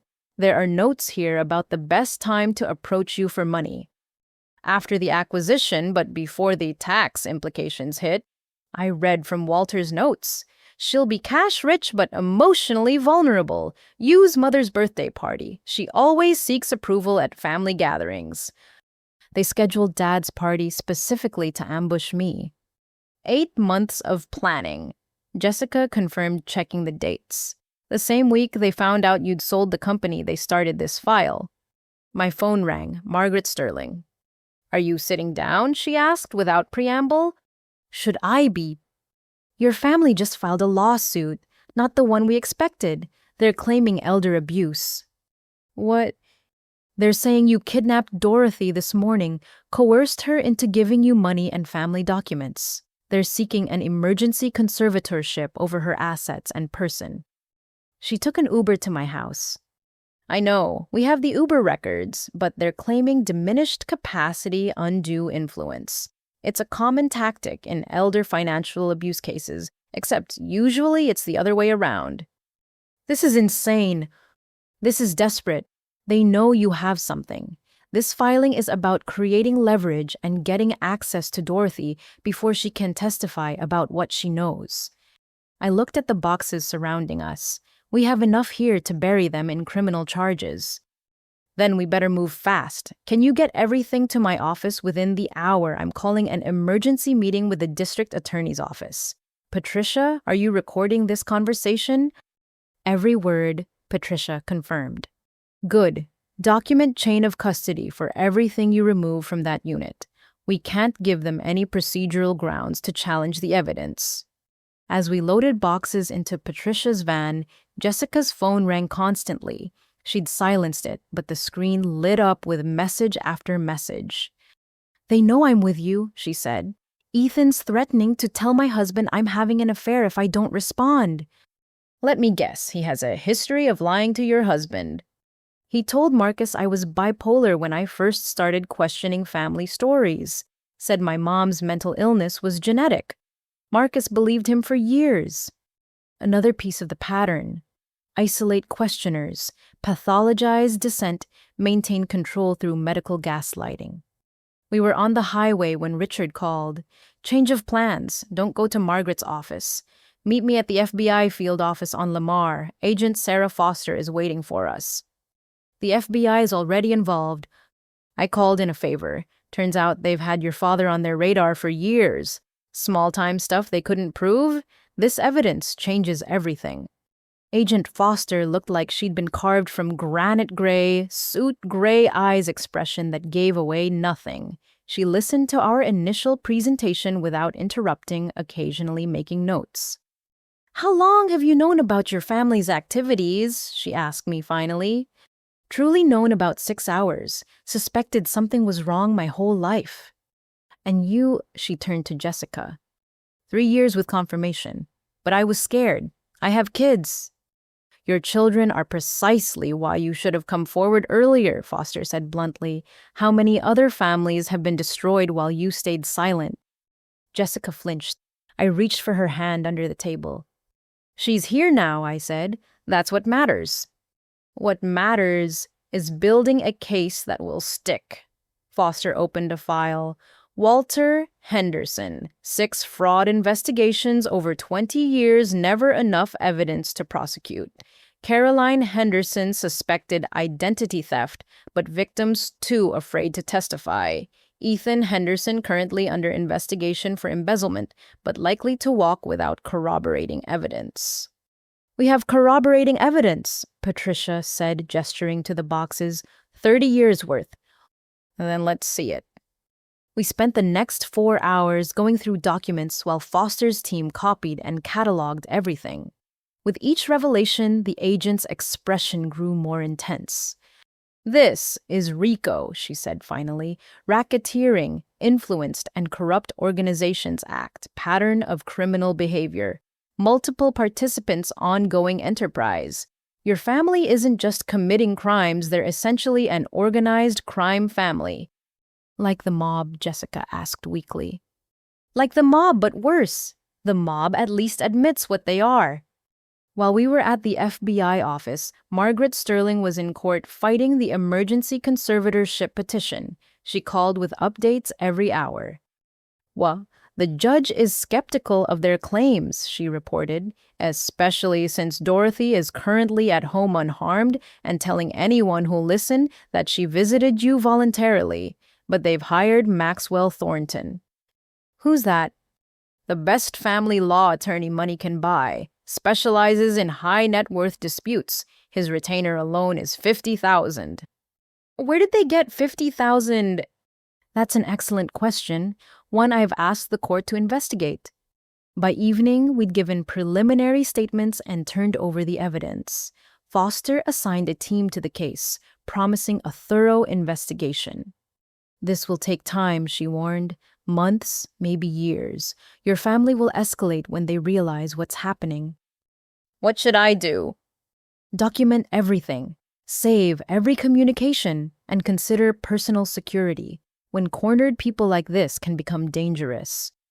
Jessica and I left the federal building as the sun set.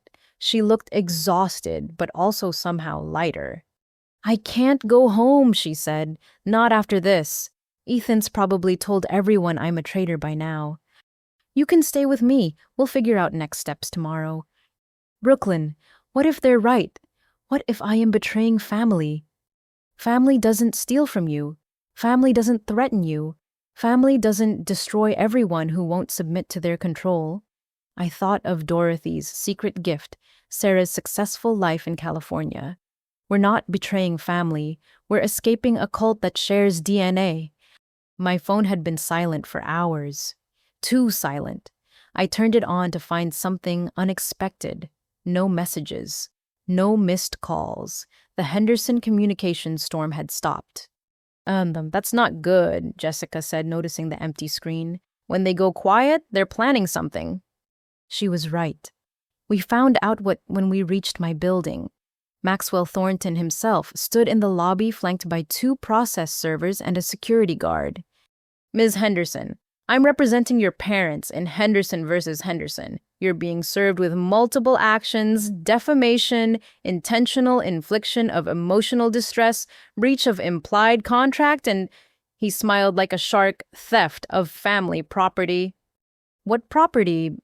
Certain documents removed from a storage unit paid for by Walter Henderson. We have receipts. Return them immediately or face additional criminal charges. The storage unit is in Dorothy Henderson's name, paid for by her, accessible by her key, which she gave to me freely. We'll let the court decide that. In the meantime, he handed me an envelope so thick it could be used as a weapon. See you in court. Oh, and Ms. Winters. He turned to Jessica. Your husband is looking for you. Something about disturbing photos he received of you entering a hotel with a man who wasn't him. Jessica went pale. I've never... That's not... Amazing what Photoshop can do these days, Thornton said smoothly. Of course, proving manipulation takes time. Divorces, however, can move quite quickly when infidelity is involved. He left with the satisfied air of a man who just carpet-bombed civilians and called it strategy. They're going to destroy me, Jessica whispered. My marriage, my kids. No, I said firmly. They're going to try. There's a difference. Come on, let's get inside and call Margaret. And then you call your husband and tell him the truth before their lies take root. We spent the night in crisis mode, Margaret assembling a legal team, Jessica on the phone with Marcus trying to explain years of family manipulation in a single conversation, me fielding calls from reporters who'd mysteriously been tipped off about a tech millionaire abandoning elderly grandmother story. They're throwing everything at the wall, Margaret observed during a midnight strategy call. Classic shock and awe. They want you to panic, make mistakes, give them leverage. Is it working? Are you panicking? I looked around my apartment. Jessica curled on my couch, finally asleep after Marcus agreed to meet her for breakfast. My laptop opened to emails from former employees offering support after seeing Ethan's social media smear campaign, Dorothy's key on my kitchen counter next to Sarah's business card. No, I'm not panicking. I'm angry. Good. Use it. We file our countersuits tomorrow. Extortion, defamation, harassment, and thanks to the FBI investigation, we can add conspiracy charges. They wanted war. They've got one. What about Jessica, the fake photos? Digital forensics will prove they're fabricated. In the meantime, we document the blackmail attempt, adding witness tampering to their charges. After hanging up, I stood on my balcony watching the city sleep. Somewhere out there, the Henderson family was probably celebrating, thinking they'd won this round. They'd filed their suits, served their papers, launched their attack. They didn't understand that every move they made created more evidence. Every threat, another charge. Every lie, another nail in their legal coffin. My phone buzzed, a text from an unknown number. This is Madison, Ethan's girlfriend. We need to talk. I know about the other woman and the baby, and I want to help you bury him. I smiled grimly. The Henderson family thought they were united in their assault on my life. They were about to learn that empires built on lies collapse from within. And I was more than happy to help with the demolition. Madison looked nothing like the polished woman who'd stood beside Ethan at my father's birthday party. She sat across from me in a 24-hour diner makeup, smeared from crying, still wearing the scrubs from her nursing shift. I followed him, she said without preamble, after he got weird about his phone always hiding the screen. I thought maybe he was planning a surprise proposal, she laughed bitterly. Surprise. You found Cheryl Banks. Found her, talked to her, met my stepson-to-be. She pulled out her phone, showing me a photo of a toddler who looked exactly like childhood pictures of Ethan. 3 years old. Ethan's been paying her off to stay quiet, but the money stopped 6 months ago. When he got fired, actually, he's been pretending to go to work every day, sitting in coffee shops, applying for jobs, getting rejected because word's out about the embezzlement. She stirred her coffee mechanically. I've been paying our rent for 4 months while he waited for his bonus. Madison, I'm sorry. Don't be sorry. Be smart. Ethan sent me to your building 2 hours ago. I was supposed to accidentally run into you, cry about our relationship problems, and get you to confide in me about your plans. But instead, you're here telling me this. Because on the drive over, I realized something. You're not the villain in this story. You're just the latest woman the Henderson men have decided to destroy for their own gain. She met my eyes. Your grandmother isn't the only one who's been documenting things. She pulled out a tablet, opening file after file. Screenshots of texts where Ethan bragged about his plans to get my money. Voice recordings of him coaching her on how to manipulate me. Financial records showing mysterious deposits into his accounts over the years. He's been stealing from your parents too, she said. Small amounts, but consistent. Cash withdrawals from their accounts using cards he had made. He justifies it as advances on his inheritance. What they don't know, they know. They just don't care because he's their golden child. But Brooklyn, there's more. This is why I had to warn you. She opened another file. Photos of my building, my car, my usual coffee shop, detailed notes about my routine. He hired someone to follow you. Starting 3 weeks ago, he knows where you go, who you meet with, everything. My blood chilled. A private investigator. Worse, some guy he knows from his gambling debts. Ethan owes people Brooklyn, dangerous people. He's been promising them a big payday to keep them off his back. And I'm the payday. Your 12 million was going to solve everyone's problems. His debts, your parents' lifestyle, Caroline's plastic surgery addiction. Wait, what? Madison scrolled to another folder. Your mom's had 14 procedures in the last 5 years, all charged to credit cards in various names. Some might even be in yours. You should check your credit report.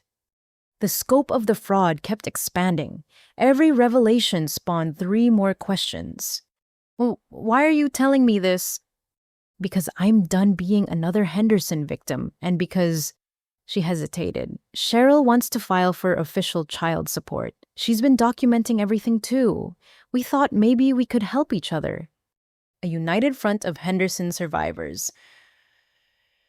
Say, something like that. There are more of us than you know. My phone buzzed. Richard Chen texting urgently. Where are you? Your building has visitors. I showed Madison the message. Her face went pale. That's too fast. He must have been tracking my phone. She grabbed it, powering it off and removing the battery. We need to go. Now. We left cash on the table and slipped out the back. Madison knew the city's back streets from her night shifts, guiding us through alleys and parking garages. Where's Jessica? She asked as we walked. Safe house. Margaret Sterling arranged it after the photo threat. Good. They're getting desperate. Desperate Hendersons are dangerous Hendersons. We emerged near Richard's office. He was waiting outside, tension visible in his posture. Your parents showed up at your building with a locksmith and a court order, he said quickly, claimed emergency access to retrieve stolen property. Did building security let them in? No, but they're camped in the lobby, along with... He showed me photos from the security feed. 3 men who definitely aren't lawyers. Madison, do any of them look familiar? She studied the images and nodded grimly. That's Tony. Ethan owes him 40 grand. The others are probably his crew. We need to call the police. Already done, but your parents are claiming it's a family matter without proof of immediate threat. I might have proof, Madison interrupted. Ethan drunk texted me last week about what would happen if Brooklyn didn't pay. He used some pretty specific language about accidents that could happen to stubborn sisters. Oh, forward those texts to Margaret immediately. That's criminal threat territory. We set up temporary headquarters in Richard's conference room. Within an hour, Margaret arrived with 2 associates and a grim expression. They've escalated beyond civil litigation, she announced. This is now a criminal matter. The FBI is sending agents to your building, but in the meantime, we need to discuss your safety. I'm not hiding, I said firmly. No, but you're not being stupid either. Richard, can you arrange discreet security? Already on it. Former military, very discreet. They'll shadow Brooklyn without being obvious. Madison's phone, a burner Richard had provided, rang. She listened, face growing increasingly horrified. That was Cheryl. Someone broke into her apartment while she was at work. Nothing stolen, but they left a message. Next time we take the kid. They're threatening a child now. Margaret's voice could have frozen fire. That's kidnapping threat. Federal crime. We're calling the FBI right now. While she made calls, Madison showed me more files from her tablet. I've been suspicious for months, so I started copying everything. Look at this emails between your parents and Ethan planning the birthday ambush. They call it Operation Golden Goose.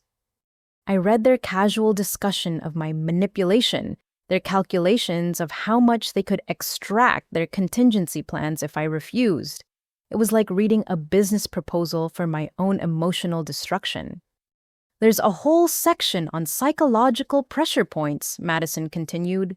Your father wrote a profile of your weaknesses, need for approval, guilt over success, fear of abandonment. They strategized how to exploit each one. They made a playbook for manipulating me. They made playbooks for everyone. Here's mine, how to keep the girlfriend compliant and supportive. Jessica's, how to use her children as leverage. Even Dorothy, how to convince her that helping you would hurt you. Richard's associate knocked urgently. Movement at Brooklyn's building. The three men just entered using copied key cards. Security is trying to stop them, but they're already inside, Richard finished. We need to get you somewhere safe. Now. Wait, Madison said. Let me call Ethan. If he thinks his plan is working, he might reveal more. Absolutely not, Margaret said. You're a witness now. No contact with hostile parties without legal presence. Then be present. Put him on speaker. Let him hang himself. After quick deliberation, Margaret agreed. Madison dialed and we all held our breath. Babe, Ethan's voice was jubilant. Tell me good news. I'm with her, Madison said carefully, but she's suspicious. Maybe we should wait. Wait, no way. Tony's already at her place. Just keep her busy for another hour. Ethan, what's Tony doing? Nothing illegal, just retrieving some documents that belong to the family. Maybe installing some insurance to make sure Brooklyn cooperates. What insurance?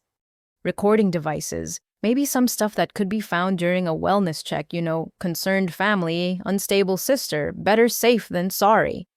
Margaret was frantically scribbling notes. Richard was already on another phone alerting building security. I don't know if I can keep her that long, Madison said. You can and you will, unless you want your nursing board to get those photos from your wild college days, the ones you thought I deleted. Madison's face went white, but her voice stayed steady. You kept those insurance, babe, just like the stuff Tony's planting. Everyone needs insurance. Those were private. I trusted you. And Brooklyn trusted family. Trust is currency, Madison. Spend it wisely. The call ended. Madison dropped the phone like it was poisonous. He has revenge porn, she said quietly. From when I was 20, stupid party, stupid decisions. He promised he deleted them. We'll add it to the charges, Margaret said firmly. Revenge porn is illegal in Texas. That's jail time. My career will be fine. You're a victim here, not a perpetrator.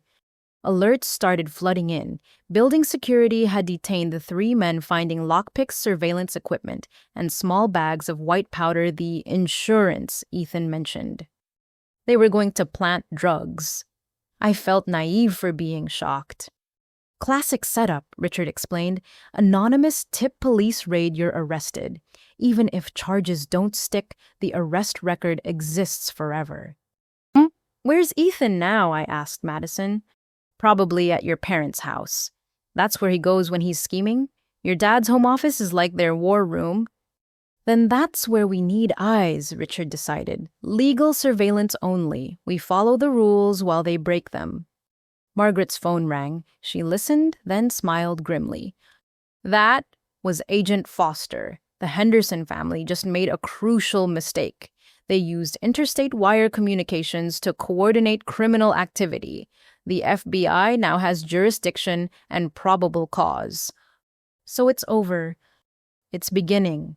Real investigations take time, but with Madison's evidence, Jessica's testimony, and tonight's attempted frame-up, your family just graduated from state to federal charges. Madison gathered her tablet, preparing to make official statements. You know what the saddest part is? I loved him. Despite the lies, the manipulation, the constant schemes. I thought I could save him. You can't save someone who doesn't want to be saved, I said, thinking of all the chances I'd given them to just be family. No, she agreed, but you can save yourself and maybe help save others in the process. As we prepared to leave for the FBI office, my phone buzzed with one last text from Walter. You have no idea what you've started. Family is forever Brooklyn, and we have all the time in the world to make you pay. I showed it to Margaret, who added it to her evidence folder with satisfaction. Threatening a witness in a federal investigation, she noted. Your father just can't help himself, can he? No, I said, finally understanding the full truth. None of them can. It's who they are. but it wasn't who I had to be. The betrayal had deepened beyond family drama into criminal conspiracy. They'd shown their true faces finally and completely. Now it was time to show them mine, not the approval-seeking daughter they'd trained to accept abuse, but the successful woman who'd built an empire despite them.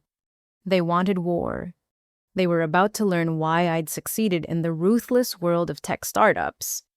Because unlike them, I fought clean, fought smart, and most importantly, I fought to win. The FBI raid on the Henderson family homes happened at dawn on a Tuesday, exactly 2 weeks after the birthday party ambush. I wasn't there to see it, but Madison showed me the neighborhood Facebook post later, federal agents carrying boxes from 3 houses, while my parents stood on their lawn in matching bathrobes, shouting about constitutional rights. I was in Margaret Sterling's office when the news broke, preparing for a press conference that would change everything. "You don't have to do this publicly," Margaret said, reviewing my statement one last time. "We can handle everything through legal channels." They made it public when they started their smear campaign. I won't hide while they control the narrative. Richard Chen adjusted the microphone at the podium we'd set up. Local news confirmed they're sending crews. National outlets are interested too. Tech millionaire family fraud is ratings gold. "Is everything ready with the foundations?" I asked. "Registered yesterday, the Hope Foundation for Women in Technology. Your grandmother's suggestion for the name was perfect." I smiled, thinking of Dorothy's revelation about my birth name. She'd moved in with Aunt Sarah in California the day after the raid, finally free from their control. 5 minutes, Margaret's assistant announced. Madison squeezed my hand. "You've got this. We all do." She was right about the we. The press conference wasn't just my story anymore. Jessica stood to my left, Marcus beside her after choosing to believe his wife over the Henderson lies. Cheryl Banks was there with her son, no longer afraid to demand what Ethan owed. 3 other Henderson victims had come forward after news of the FBI investigation leaked. A cousin from Arkansas, an uncle from Nevada, a family friend who'd lost his retirement to one of Walter's schemes. 2 minutes. I thought about the last 2 weeks, the forensic accountants finding 16 credit cards opened in my name over the years, all maxed out. The private investigator Ethan hired admitting to everything in exchange for immunity. The bug sweep of my apartment, finding 12 recording devices. They'd been planning this for months, maybe years. 30 seconds. The doors opened and reporters filed in. I recognized some faces from Ethan's social media army here to see the other side of the story. "Good morning." I began, my voice steadier than my hands. "My name is Brooklyn Henderson, though I recently learned I was originally named Hope. 2 weeks ago, my family discovered I'd built a successful technology company. Instead of celebrating, they demanded $12 million and threatened to destroy my life if I refused." I paused, looking directly at the cameras. They almost succeeded. But thanks to the brave individual standing with me today, we discovered something far worse than simple greed. The Henderson family has operated as a criminal enterprise for over 30 years, destroying lives and stealing dreams from anyone who dared succeed without their permission. The questions came fast after my prepared statement. "Ms. Henderson, your father claims you're mentally unstable and this is all fabricated. How do you respond?" Richard stepped forward with a tablet. "We have 30 years of documentation, FBI authentication, and multiple witnesses. If seeking justice for criminal behavior is unstable, then yes, she's beautifully unstable. Now, what about the allegations that you abandoned your elderly grandmother?" Dorothy's voice came through the speakers. We'd set up a video call from California. "I'm 91 years old and perfectly capable of deciding who abandoned whom. I'm with my daughter Sarah, who this family exiled 20 years ago for the crime of success. Brooklyn saved me, not the other way around." Another reporter, "Ethan Henderson says you're jealous of his relationship with your parents." Madison laughed sharply. Ethan Henderson is currently facing charges for embezzlement, identity theft, and revenge pornography. His opinion on family relationships is worth exactly what he paid in child support, nothing. The Scholarship Foundation seems like a PR move. The foundation, I interrupted, will provide full rides to women studying technology, starting with 50 scholarships this year. Every dollar my family tried to steal will instead go to building dreams they would have crushed. Jessica stepped to the microphone next. I stood by while this family destroyed my mother because I was scared. I won't be scared anymore. Every Henderson victim deserves justice and support. One by one, the others spoke. Cheryl about raising Ethan's son alone while he played happy couple with Madison. The cousin from Arkansas about losing his house to one of Walter's investment schemes. The family friend about the retirement savings that vanished into Carolyn's shopping addiction. Final question, Margaret announced. A young reporter raised her hand. What do you say to people who think family problems should stay private? I thought of all the shame, all the silence, all the victims who never spoke up. Privacy protects predators. Silence enables abuse. And family doesn't make crime legal, it just makes it hurt more. I looked at each camera in turn. If you're watching this and recognize these patterns in your own family, know this. You're not crazy. You're not ungrateful. And you're not alone. The press conference ended, but the impact was immediate. Henderson survivors started trending within hours. My inbox flooded with stories from others who'd been financially abused by family members. The foundation website crashed from donation attempts. That afternoon, we held our first official Hope Foundation board meeting in Margaret's conference room. Sarah attended via video from California Dorothy beside her. The prosecutors say the case is solid, Margaret reported.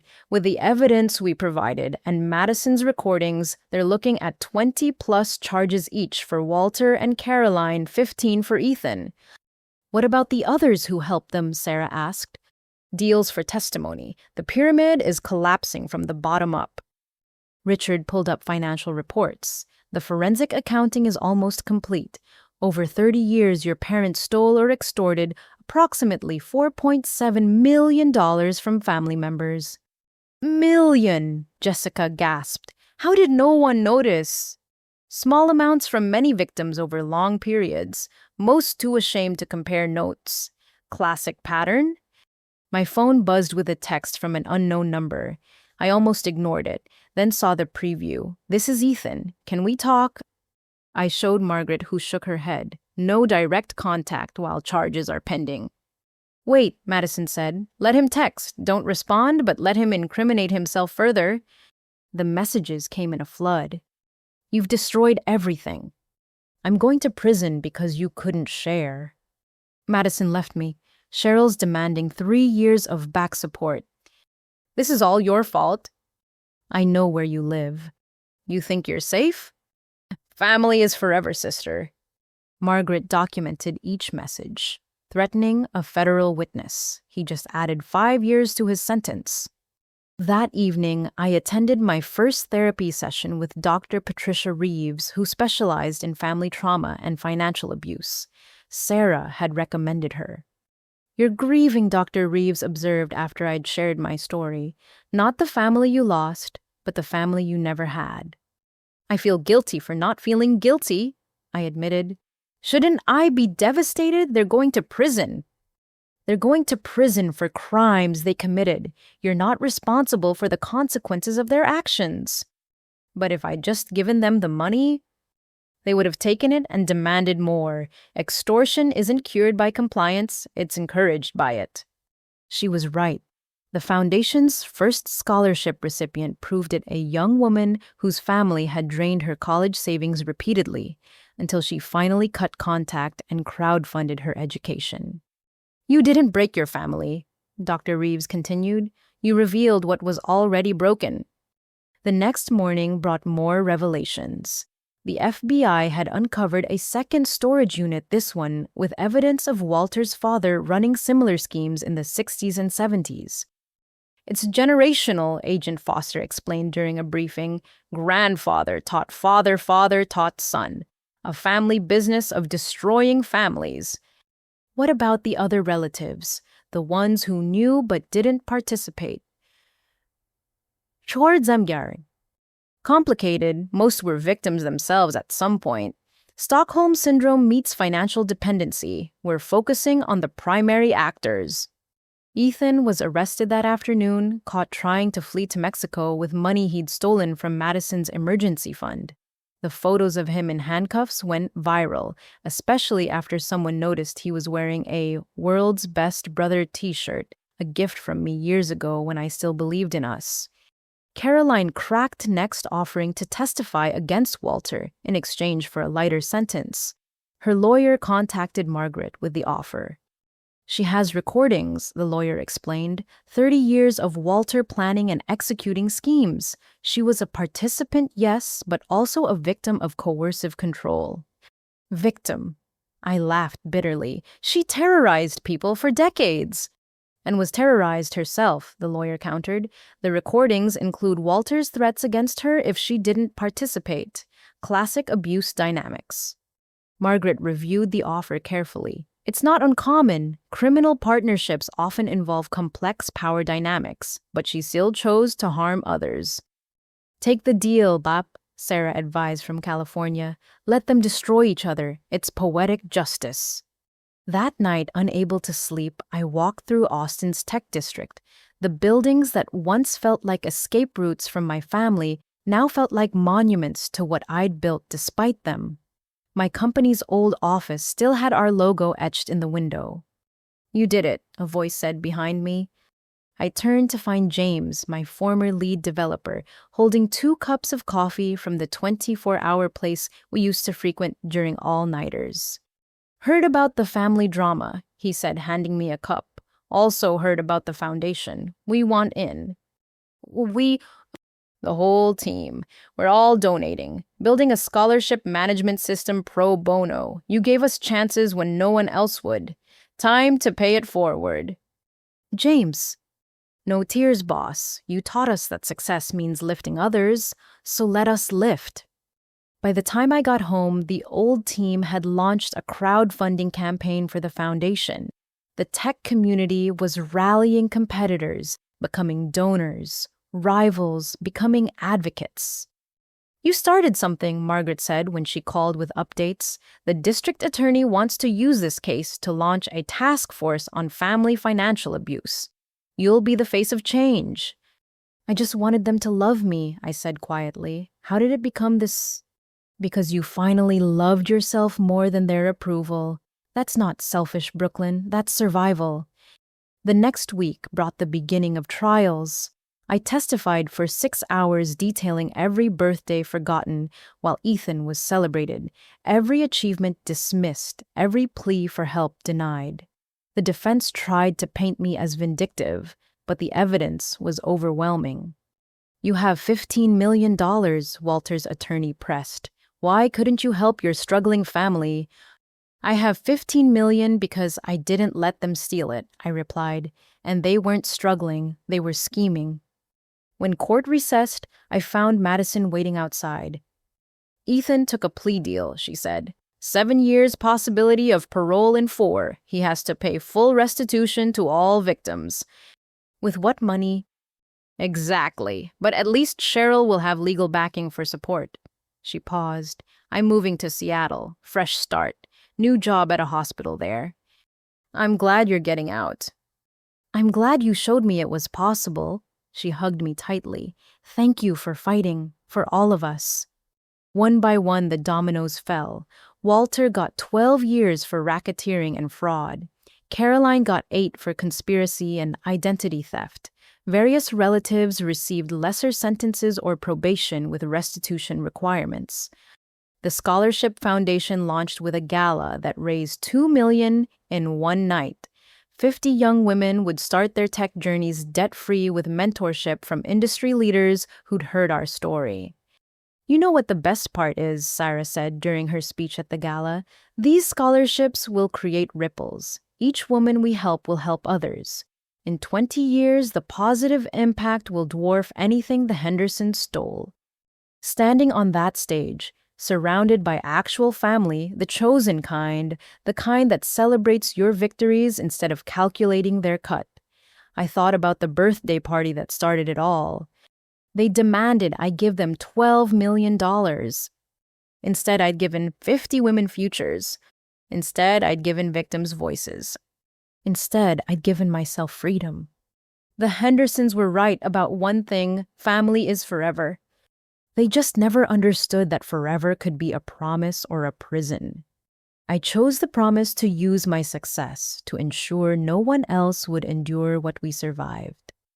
And that was worth more than all the money they'd tried to steal. The call came at 3 a.m, 2 days before Walter's sentencing hearing. Margaret Sterling's name flashed on my phone screen. "Oh, Brooklyn, I'm sorry to wake you, but you need to know immediately. The press got hold of something big. The Austin American-Statesman is running a story in 6 hours."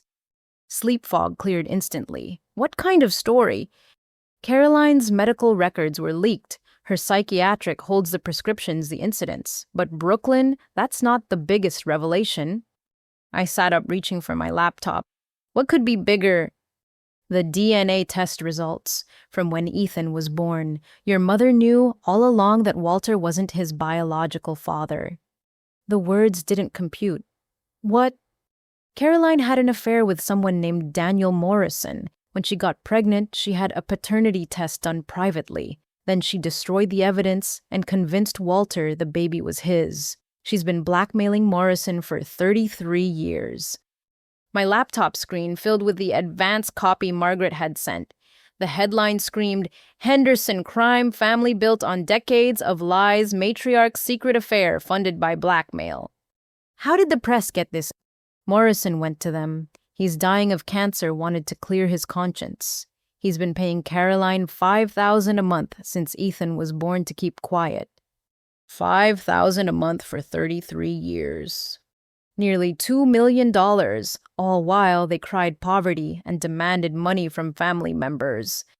I scrolled through the article, each paragraph more damning than the last.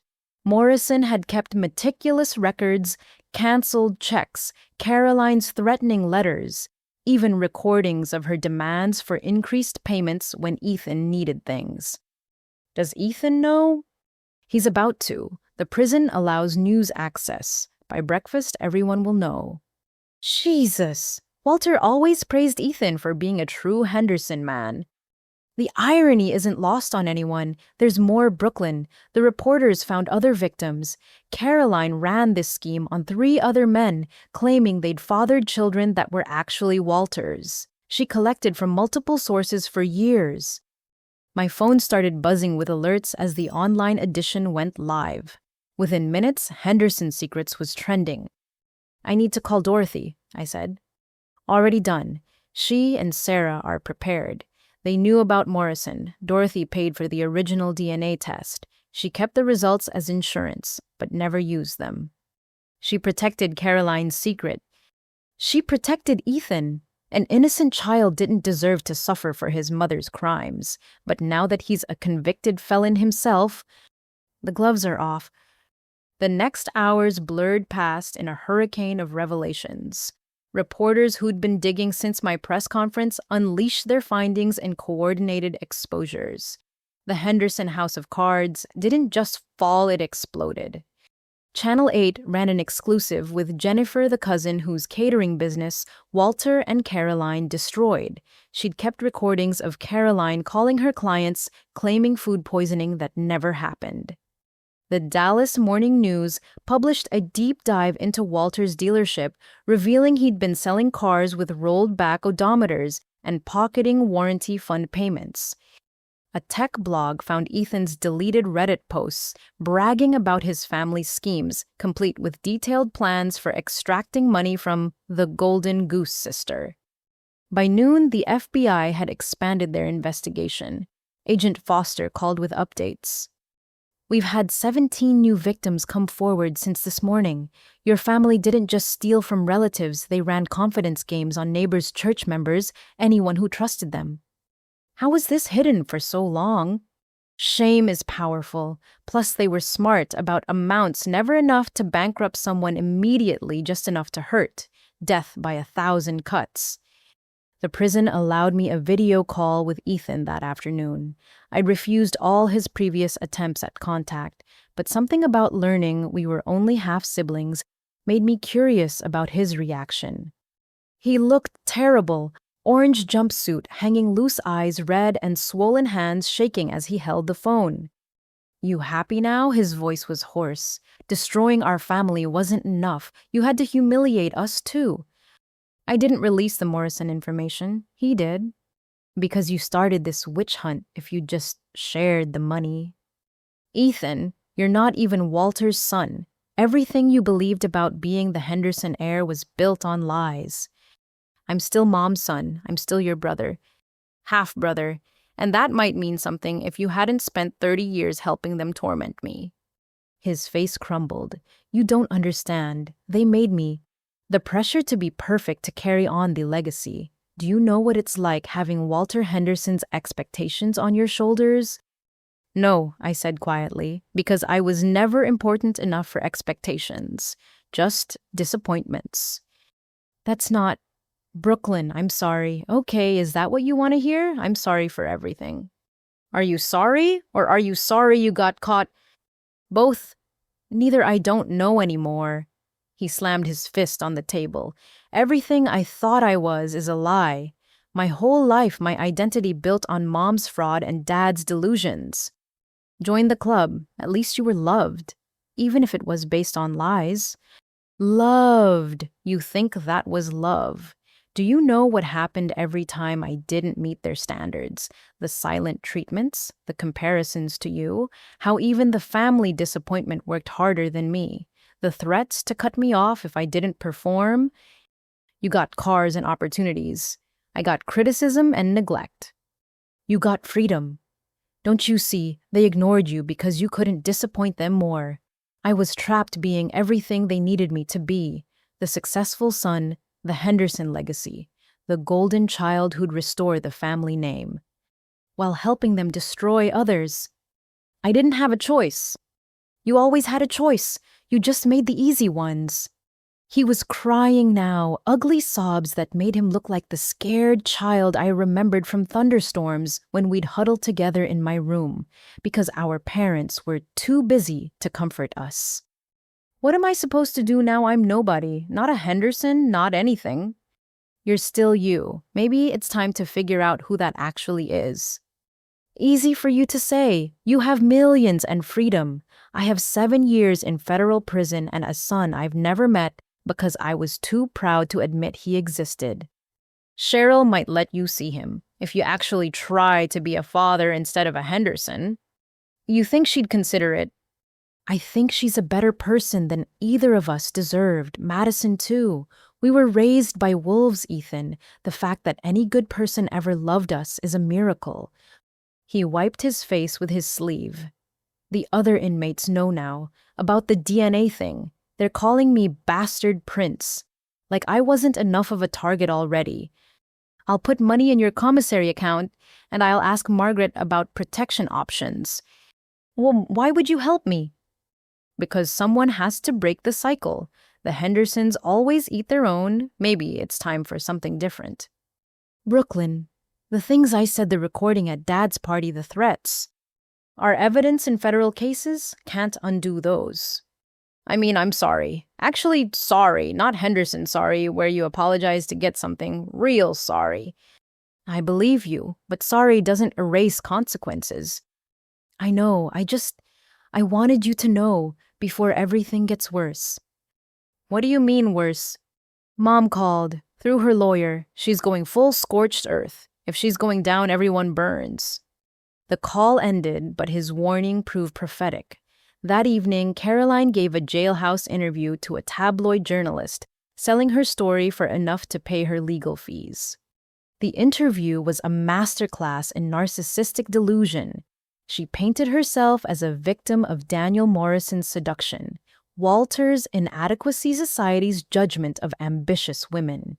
Every scheme was justified as protecting her children. every theft reframed as rightful compensation for her suffering. But the real bombs came when she discussed other family members. Patricia had an abortion in college. George is gay but married Jessica's aunt for cover. Marcus's father embezzled from his company but blamed it on a black coworker. Dorothy killed her husband. Oh, officially it was a heart attack, but she'd been poisoning him slowly for years because he beat her. Some claims seemed like desperate lies. Others had the ring of truth. The family group chat exploded as relatives turned on each other, accusations flying like shrapnel. Patricia called me sobbing. The abortion was from rape. I never told anyone except Caroline when she found me crying at Christmas 40 years ago. She promised to keep it secret. I'm sorry, I said, meaning it. No one should have that exposed.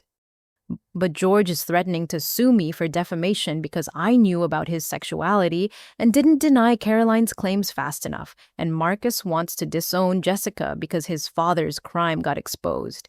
It's chaos. Let them devour each other. You don't owe anyone protection from truth. Easy for you to say. You got out clean. Clean. I'm in therapy twice a week, have security guards because of death threats, and just learned my entire family structure was built on lies. That's not clean, that's just survived. The next morning brought Walter's sentencing. I sat in the courtroom's back row between Margaret and Dr. Reeves, who'd insisted on coming for support. Walter took the stand for his allocution supposedly to express remorse. Instead, he delivered a 20-minute rant about ungrateful children changing values and the persecution of traditional patriarchs. I gave that girl everything, he pointed at me, voice shaking with rage.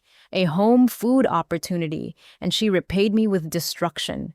30 years of building a family legacy gone because one selfish child chose money over blood.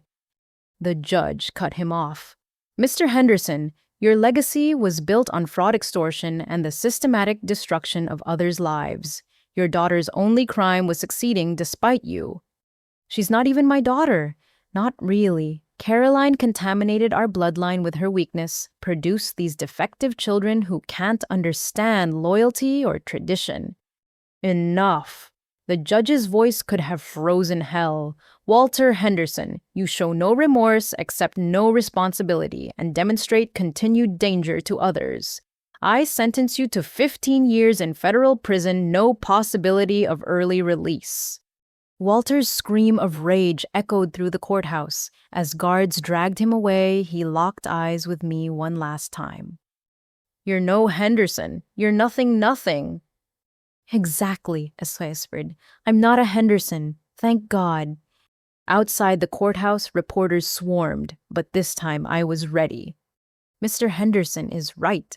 I'm not a Henderson anymore. I'm legally changing my name to Hope Taylor, honoring both who I was born to be and who I chose to become. The Henderson name dies with those who corrupted it. What about your relationship with Ethan? My half-brother is facing his own consequences and self-reflection. I hope he finds peace with the truth.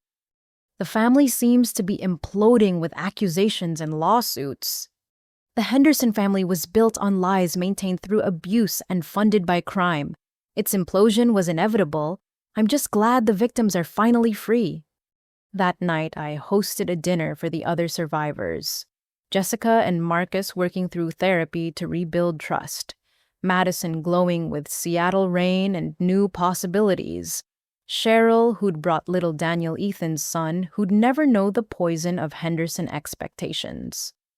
Even Patricia came freed from 40 years of secret shame by Caroline's cruel exposure. You know what's funny, Sarah said, raising her wine glass. They spent so much energy maintaining their facade of perfection, but the truth is so much more interesting than their lies. To the truth, Dorothy added, eyes twinkling, however ugly, however painful, however freeing.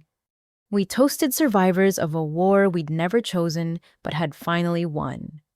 My phone buzzed with a text from an unknown number. I almost ignored it, then saw the message, "This is Daniel Morrison. Thank you for your courage in exposing them. I'm sorry I was too weak to do it sooner. Would you be open to meeting?" I'd like to tell you about your brother, who he could have been if they hadn't corrupted him. I showed it to Sarah, who nodded thoughtfully. The truth keeps revealing itself. Maybe understanding their origins helps us heal. Or maybe some stones should stay unturned. Your choice.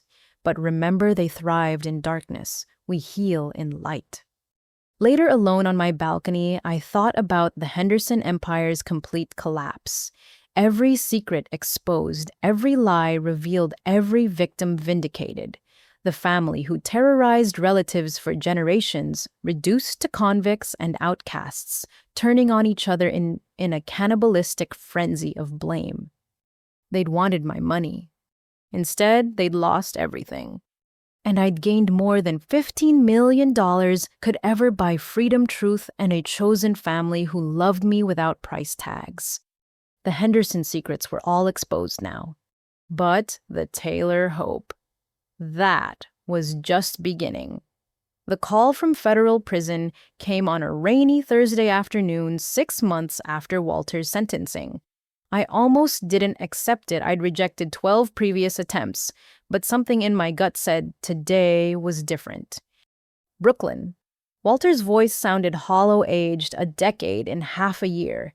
Please don't hang up. You have 1 minute. I need help. The words came out strangled, like they were physically painful to speak. Not money. They're going to kill me in here. Who? Other inmates. Word got out about what we did to their families. 3 guys here had relatives we scammed. It's been bad.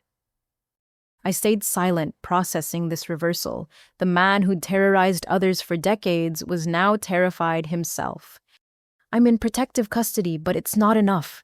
My lawyer abandoned me when the money ran out. The public defender doesn't care. Brooklyn, I'm begging you.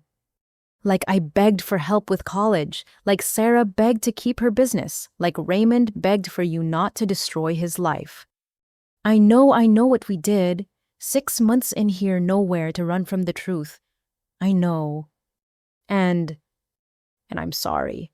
Not Henderson sorry, real sorry, the kind that keeps you awake at night remembering every cruel word, every destroyed dream, every person you hurt because you could. Margaret had warned me this might happen. Desperate convicts often reached out to their victims when reality hit, but something in Walter's voice sounded different from manipulation. It sounded broken. What exactly do you want? A transfer. Minimum security, maybe somewhere with a senior unit. I'll cooperate fully with restitution, testify about others involved, whatever it takes. I can't die in here. Not like this. I'll think about it. That's more than I deserve. Brooklyn, your mother's sick. Really sick this time, not one of her plays for sympathy. Liver failure from years of pills and alcohol. She's been trying to reach you. Through lawyers I know, the answer is still no. She's dying. We're all dying. She's just doing it faster.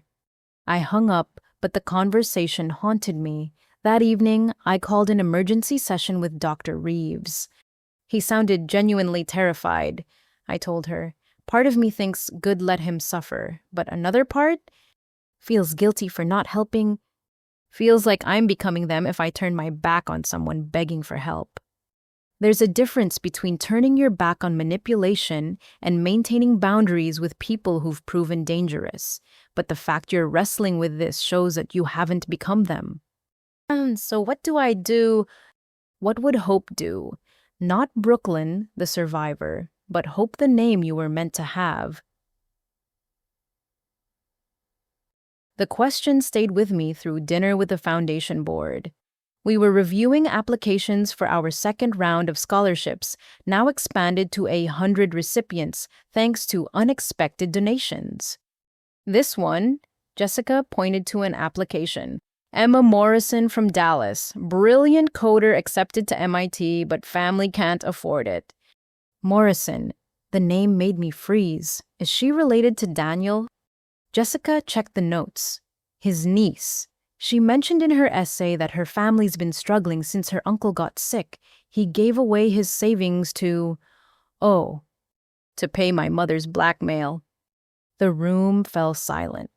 We all stared at the application of a brilliant young woman whose dreams were crushed by Henderson greed, the next generation of victim. "We have to give her the scholarship," Madison said firmly. "Full ride plus stipend. It's the least we can do." "Agreed," Sarah added via video link. "The sins of the previous generation shouldn't destroy the next." That night, I made two decisions. First, I called Margaret.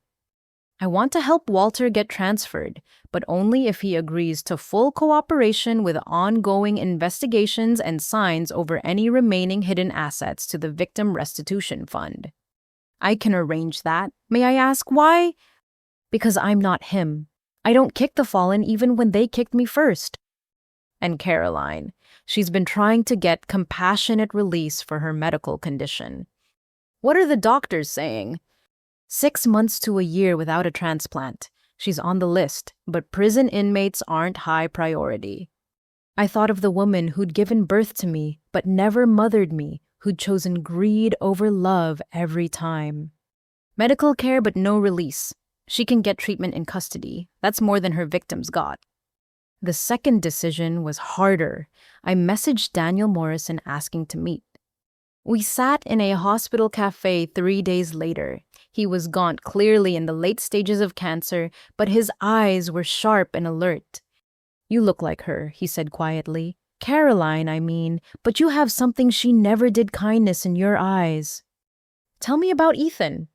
"He was barely walking when she told me he was mine. Showed me fake DNA tests, threatened to destroy my marriage, my career. I was young, scared, married to my college sweetheart. So I paid. For 33 years. Every month, watched from afar as the boy grew up, wondering if he'd inherited anything from me. Turns out he did my cowardice." "He's trying to change. Prison does that sometimes. Or it hardens people further. Which way is he going?" "I honestly don't know yet." Daniel pulled out a worn envelope. "I saved these. Pictures Caroline sent over the years, always with demands for more money. School events, sports games, graduations. A life I funded but never shared." The photos showed Ethan's progression from gap-toothed child to sullen teenager to arrogant adult. In every image, Walter stood beside him, proud father to another man's son. "Does Ethan know you want to meet him?" "I've written to him. No response yet. Can't blame him, his whole identity just shattered." "Would you testify about the blackmail?" "I'm testifying next week. Prosecutor says my evidence could add years to Caroline's sentence." He coughed a harsh sound. "Good thing I'll be dead before she gets out." "I'm sorry for all of it." "Your mother was brilliant, you know. Beautiful, charming, intelligent. She could have been anything. Instead, she chose to be a parasite." "Why?" "Because it was easier than earning. Because manipulation came naturally. Because she learned early that tears and threats got faster results than work." He studied my face. "But you broke the pattern. How?" "I had coding. When the human world became too cruel, I escaped into logic and creation, built something they couldn't steal or corrupt." Ethan never had that escape. "No, he had their full attention. Sometimes neglect is its own gift." Daniel slid another envelope across the table. "For the Morrison Scholarship recipient. It's not much, but it's honest money, something I haven't had much of." Inside was a check for $10,000. "This is generous." "It's necessary. My niece Emma is brilliant. Don't let my weakness steal her future, too. We already approved her for a full scholarship." His eyes filled with tears. "Thank you for breaking their hold, for giving her a chance, for being what Ethan could have been." That afternoon, I visited Ethan in federal prison. He'd lost more weight, but something in his posture had changed. Less swagger, more substance. "You look different," he observed as we sat across the reinforced glass. "I changed my name legally. Hope Taylor now." "Hope," he tested the word. "Fits you better than Brooklyn ever did. That was Mom's pretension, wanting sophisticated New York names for her Texas babies." "Daniel Morrison wants to meet you." His face went through several emotions before settling on resignation. The man whose money funded my whole life. Yeah, I figured I owed him that much. You'll see him. Already agreed. He's dying, you know. Least I can do is let him meet the son he paid for but never knew. That's surprisingly mature. Federal prison is educational. Lots of time to think between avoiding shanks and eating terrible food. He paused. I've been going to therapy, group sessions, talking about growing up Henderson. How's that going? Terrifying. Liberating. Mostly terrifying. Do you know what it's like realizing your entire personality was built on lies, that every achievement was bought, every success was rigged, every relationship was transactional? Yes, actually, just from the other side. Right. Sorry, of course you do. He rubbed his face. I testified yesterday about mom and dad's other schemes. Gave the FBI names, dates, amounts. Burned every bridge to the old life. Why? Because burning bridges sometimes lights the way forward. Saw that on a motivational poster in the library here. Cheesy, but true. What will you do when you get out? Assuming I survive that long, I don't know. Maybe learn a trade. Something honest, something that's mine. He laughed bitterly. 33 years old and I've never had a real job. Always lived off schemes and family money. It's never too late to start. Easy for the millionaire to say. Easy for someone who started with nothing to say. You're starting with nothing now. See where it takes you. Cheryl brought Daniel last week. My son. He looks just like those baby pictures Mom used to show people, proving I was a true Henderson. His voice cracked. Turns out I was never a Henderson at all. Maybe that's a gift. Maybe. He straightened slightly. I'm going to pay child support. Real support. The FBI is seizing my assets, but I can work in here. Kitchen duty, laundry, whatever. Won't be much, but it'll be honest. Cheryl will appreciate that. She said you've been helping them, paying for Daniel's preschool, setting up a college fund. You didn't have to do that. Someone has to break the cycle. Why you though, after everything we did? Because I can. Because anger is exhausting. Because that little boy deserves better than Henderson poison in his veins. Morrison blood, you mean? Human blood. The rest is just stories we tell ourselves. The guard signaled time was up. As I stood to leave, Ethan called out, Hope I'm proud of you. For the company, the foundation, all of it. I know I never said it before, but I'm proud to be your brother, half-brother, whatever. Thanks, Ethan. That means something. Good luck with Mom. She's getting desperate, offering to trade information for early release. Claims she knows where Dad hid more money. There's no more money. We found it all. That's what I told them, but she's convinced there's always another angle, another scheme, another way to win.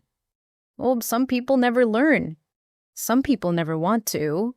Learning means admitting you were wrong. I left the prison with an odd feeling, not quite forgiveness, not quite closure, but something approaching peace. Ethan was finding his way. Walter was facing consequences. The victims were getting restitution.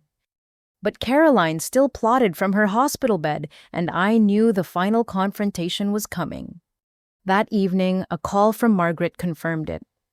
Your mother's lawyer just contacted me. She wants to make a deal. Full confession to everything in exchange for house arrest with medical care and Brooklyn. She says she has information about your birth father, your real one. The last secret, the final card in Caroline's deck. Set up the meeting, I said. Let's finish this. Are you sure you don't owe her anything? I owe myself the truth, all of it, even the parts that hurt. Then we meet tomorrow. Federal Courthouse Secure Medical Wing. Bring Dr. Reeves if you need support. I'll bring the whole team. If she wants to play her last card, she'll have an audience. The tables had turned completely. The hunters had become the hunted, the powerful had become prisoners, and the discarded daughter held all the cards. Tomorrow, Caroline would reveal the last secret. And then finally, I could close the Henderson chapter forever. The Federal Courthouse Medical Wing smelled of industrial disinfectant and despair. Caroline lay propped in a hospital bed, hooked to monitors and IVs, looking like a deflated version of the woman who'd terrorized families for decades. Her skin had a yellow tinge, her once perfect hair now thin and gray at the roots.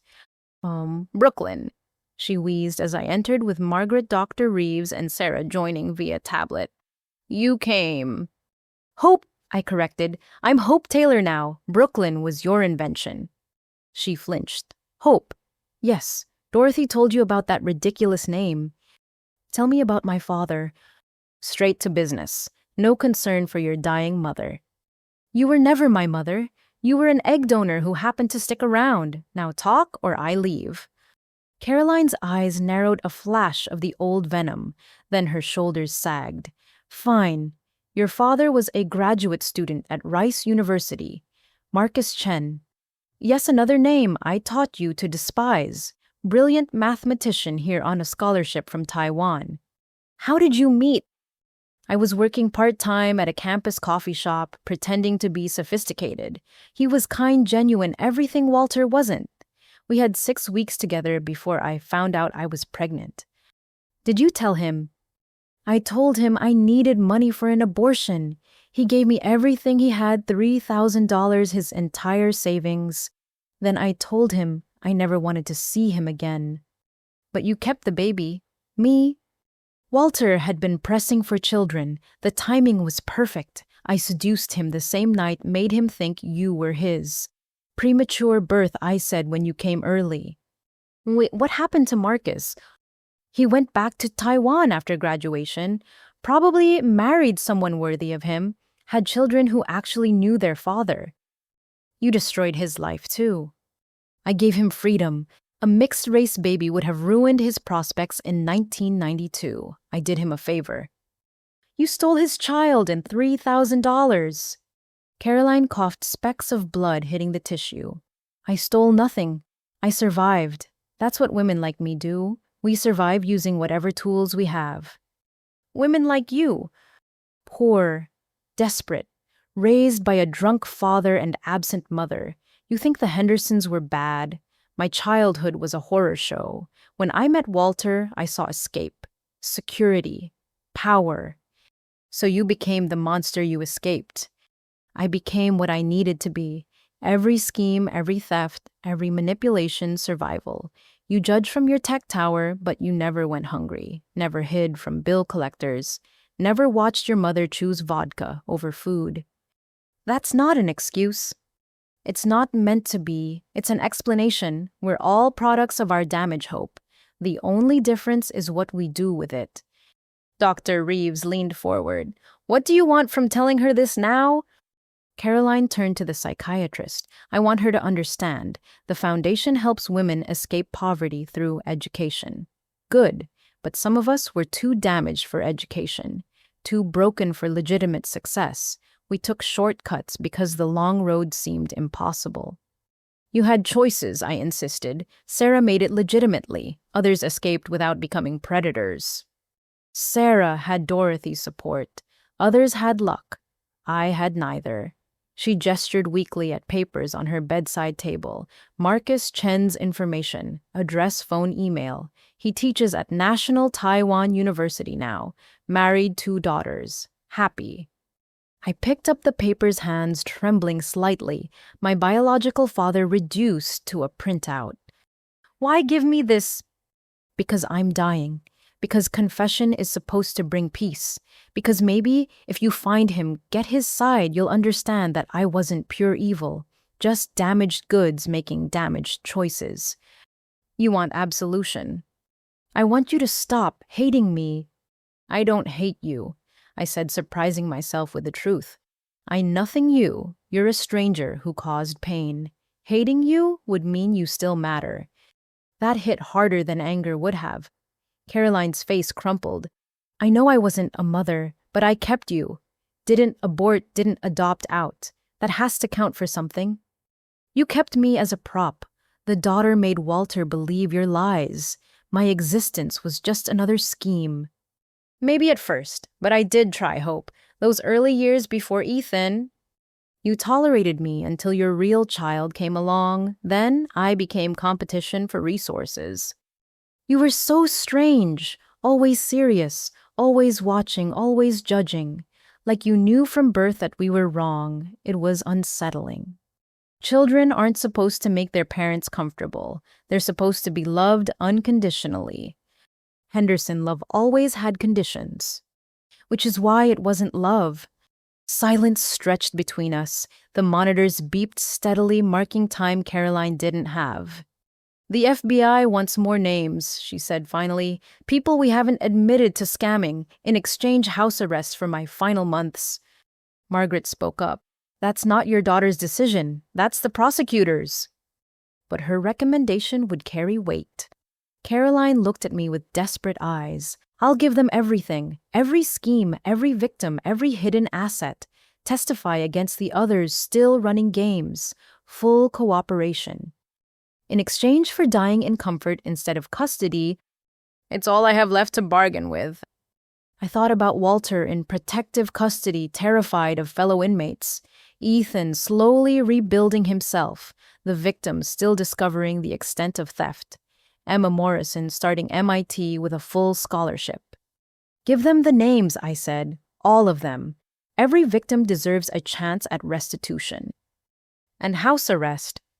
I won't oppose it, but I won't advocate for it either. You'll die free or imprisoned based on the merit of your information, not my intervention. Fair enough. She closed her eyes. Your father, Marcus, he wrote poetry. Beautiful words about finding hope in dark places. When you were born during that storm, the nurse called you hope, but I already knew. You were my hope that the lie would work, that I'd finally have the life I deserved. Instead, you built a life no one deserves. Yes, the word came out as a whisper. Tell Ethan I'm sorry for the lies about his father, for the pressure, for making him into a weapon against others. He could have been good if I'd let him. He's finding his own good now. Too late for me to see it. That's the consequence of your choices. Everything's a consequence now. She opened her eyes one last time. The money Daniel paid, most of it's hidden. Swiss accounts, cryptocurrency, gold buried at 3 properties. Account information is with my lawyer. Maybe 50 million total collected over the years from various schemes. Margaret grabbed her phone, already calling the FBI. 50 million in hidden assets would fund restitution for hundreds of victims. Why reveal it now? I asked. Because I'm dying with $9 in my commissary account while victims struggle. Because maybe doing one right thing at the end matters. Because you showed me what I could have been if I'd chosen hope over schemes. It's not too late for redemption. It's too late for everything except truth. She fumbled for my hand. I let her take it, feeling how weak her grip had become. I wasn't a mother, but you became everything despite me. Maybe that's my only real accomplishment, creating someone strong enough to break the cycle. I broke it despite you, not because of you. Still broke it. Her hand fell away. Go find your father. Tell him. Tell him the daughter he never knew became hope anyway. I stood to leave, knowing this was goodbye. At the door, I turned back. Caroline, I forgive you. Not for your sake, but for mine. Carrying anger is exhausting, and I have better things to do with my energy. Like the foundation. Like living, something you never learned to do without stealing from others. No, she agreed. I never did learn that. I left her there, yellow and dying, finally stripped of all power, except the truth. The last Henderson secret had been revealed, the last manipulation attempted and refused. In the hallway, Margaret updated me on the hidden millions. If her information is accurate, we can make every victim whole and still fund scholarships for decades. Good. Let something positive come from Henderson greed. Are you going to contact Marcus Chen? Maybe, eventually, when I'm ready to open that door. And Caroline will die as she lived transactionally, trading information for comfort, still calculating angles until the end. Dr. Reeves touched my arm gently. How do you feel? Free, I said, surprised by my own lightness. Completely free. That evening, I hosted a final gathering of what we'd started calling the Survivors Club. Jessica and Marcus rebuilding trust day by day. Madison glowing with Seattle success. Cheryl watching Daniel play with toys I'd bought him. Patricia finally free of 40-year-old shame. Even Ethan joined by video from prison, looking clearer than I'd ever seen him. Caroline confessed everything today, I announced. 50 million in hidden assets. Everyone will be made whole. The cheers were bittersweet joy for restitution, mixed with anger at decades of theft. She's dying, I added. Weeks, maybe days. She'll probably get house arrest to pass in peace. More than she gave anyone else, Patricia said, but without venom. We were all too tired for hatred. I found out about my biological father, Marcus Chen, a professor in Taiwan, brilliant mathematician who Caroline scammed and discarded. Will you contact him? Madison asked. Someday, but not yet. I need to finish becoming Hope before I can explain who Brooklyn was. Dorothy's voice came through the speaker. At 92, she was our digital matriarch. You already are Hope, dear one. You've been her all along. We just had to clear away the Henderson debris to see it. To Hope. Sarah raised her glass. And to all of us who found ourselves in the wreckage. We toasted survivors of a war we'd never chosen victors in a battle that should never have been fought. But we'd won. Not by becoming Hendersons, but by refusing to. Walter would serve his 15 years. Caroline would die clutching at redemption. Ethan would slowly build an honest life. The victims would receive restitution. And I would live as Hope Taylor entrepreneur philanthropist, survivor thriver. The girl born in a storm who became the sunshine that burned away Henderson darkness. The cycle was broken. The secrets were exposed. The tables had turned. The resolution had come. Now finally, life could begin. 5 years. That's how long it took for the Henderson dust to fully settle, for the last lawsuits to resolve, for the final restitution checks to clear. 5 years of therapy growth and building something beautiful from the ashes of dysfunction. I stood in the Austin Convention Center watching 943 young women file in for the Hope Foundation's 5th annual scholarship ceremony. Each one represented a dream that might have died without support, just like mine almost had. Nervous? Sarah asked, adjusting my microphone. At 73, she'd become the foundation's most active board member, her real estate empire funding entire scholarship categories.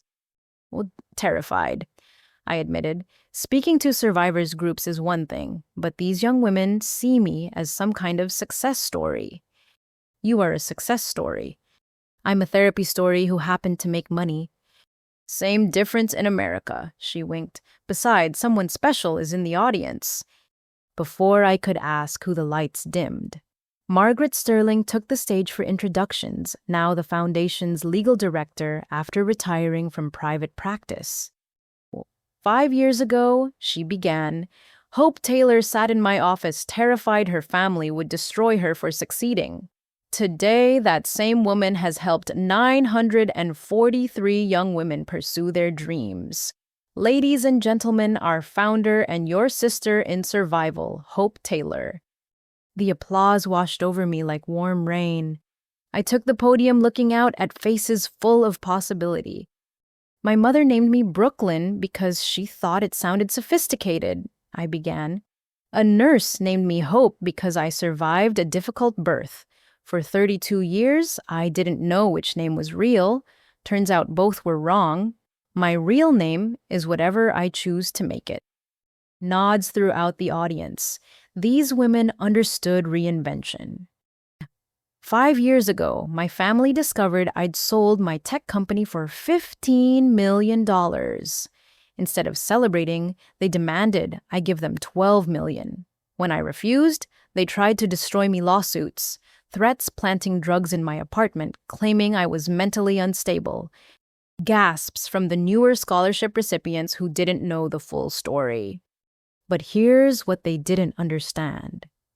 You can't destroy something that's already been broken and rebuilt. Every cruel word in my childhood, every dismissal of my dreams, every time they chose my brother over me, each fracture made me stronger at the broken places. I found Emma Morrison in the third row, now a senior at MIT, mentoring three younger recipients. The Hendersons taught me that family could be transactional, so I learned to value genuine connection. They showed me love was conditional, so I learned to love myself unconditionally. They demonstrated how not to live, which taught me exactly how to thrive. Movement in the back caught my eye. Madison slipped in, now running a nursing education program in Seattle. Beside her, Jessica, who'd started her own financial consulting firm, helping abuse survivors reclaim economic independence. Today, you'll hear from scholarship recipients who've started companies, published research, created art that changes minds. But I want you to remember something. Success isn't just about achievement. It's about becoming who you were meant to be before anyone told you who you had to be. The speech flowed, mixing humor with honesty, triumph with acknowledgement of ongoing struggles. I talked about therapy, about learning to trust, about the difference between being driven by trauma and being informed by it. The Hendersons are mostly gone now. My mother died in house arrest 2 years ago, still scheming until her last breath. My father serves his time in minimum security teaching literacy to fellow inmates, perhaps his first honest work. My brother Ethan was released last year and works construction in Houston, paying child support and building an actual life. I paused, seeing Cheryl in the audience with 7-year-old Daniel, who'd grown into a thoughtful boy untouched by Henderson poison. But this isn't about them anymore. It's about us. Every woman in this room who refused to let circumstances define her limits. Every dreamer who coded through tears, studied through hunger, persisted through people saying she couldn't or shouldn't or wouldn't. The crowd erupted as I announced the expansion, 1,000 new scholarships, partnership with major tech companies, and a new program for women escaping abusive families. We're also launching Hope House's transitional housing for women fleeing financial abuse, because sometimes you need a safe place to land before you can soar. After the ceremony, the reception buzzed with energy. Young women approached, constantly sharing stories, asking advice, offering hugs that healed parts of me I didn't know still hurt. Hope. I turned to find a man in his 60s, silver-haired and distinguished, with eyes I saw in the mirror every morning. Marcus, I breathed. Hello, daughter I never knew I had. We stood frozen until Sarah gently guided us to a quiet corner. Marcus Chen looked like a professor from Central Casting Cardigan, reading glasses on a chain, gentle smile hiding sharp intelligence. Caroline told me she was pregnant, he said softly. Told me she needed money for termination. I gave her everything I had and respected her wishes to never contact her again. I thought there was no baby. She lied about everything, always. When I saw the news stories about the Henderson trial, saw your picture, you have my mother's eyes. I knew immediately. Why didn't you reach out? You were dealing with enough. Adding a biological father to the mix seemed selfish, but when I saw the foundation ceremony was public, he gestured helplessly. I'm sorry, this was inappropriate. I'll go. No, I caught his arm. Stay, please. I have questions. So many questions. We talked for 2 hours, tucked in that corner while the reception swirled around us. He showed me pictures of his daughters, my half-sisters, both engineers. His wife, a literature professor who knew he'd had his heart broken in graduate school by an American girl. Do they know about me? I told them last year. They want to meet you if you're willing. No pressure, no expectations, just possibility. I'd like that, slowly, carefully, but yes. He pulled out a small wrapped package. I brought this. You don't have to open it now. Inside was a leather journal filled with poetry, his own written during those 6 weeks with Caroline and the months after she vanished. There's one from the day she told me about the pregnancy, he said, pointing to a page. before she said she'd terminate. I was terrified, but also hopeful. I wrote about what I'd teach my child mathematics and music logic and dreams. I read through blurred tears. Small heartbeat of possibility. Unplanned symphony of maybe. If you become more than potential. Know you were loved in the brief space between knowledge and loss. You loved me before I existed. I mourned you before you were gone, except you weren't gone. You were becoming this. He gestured at the room full of scholarship recipients, this magnificent force of good. I'm also broken. Therapy twice a week broken. Trust issues, attachment disorders, the whole trauma catalog.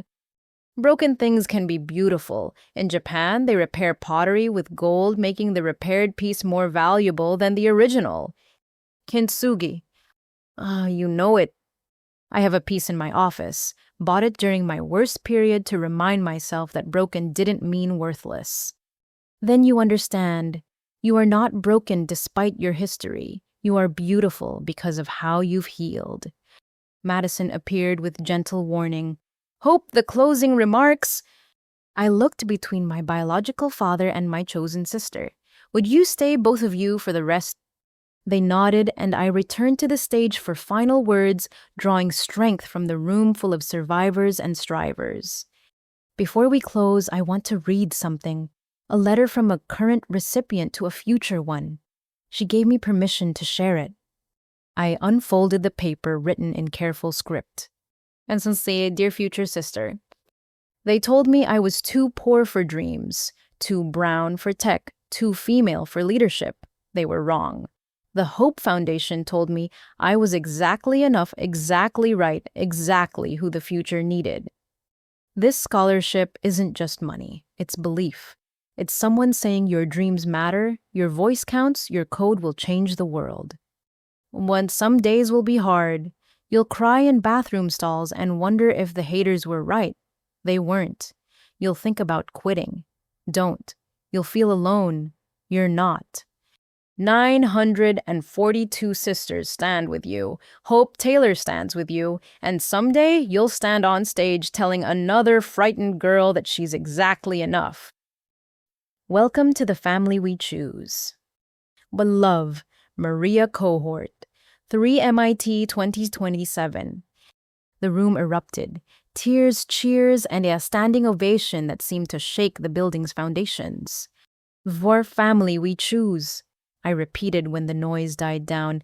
That's what we are, not bound by blood or manipulation or obligation, but by shared dreams and mutual support. The Hendersons taught me what family shouldn't be. You've taught me what it should.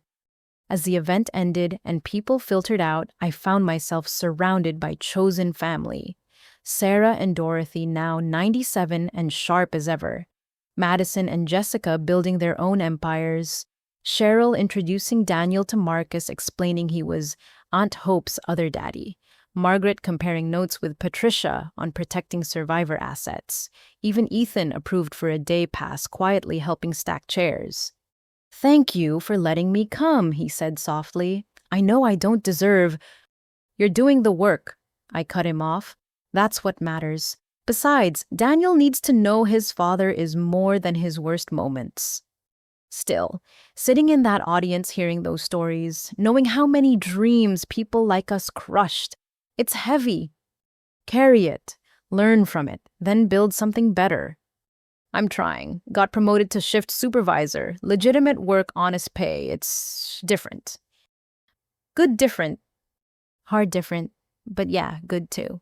As the convention center emptied, I stood with Marcus and Sarah watching the sun set over Austin's skyline. What now? Marcus asked. Now we expand. More scholarships, more safe houses, more chances for women to become themselves instead of what others demand. And personally, I thought about it.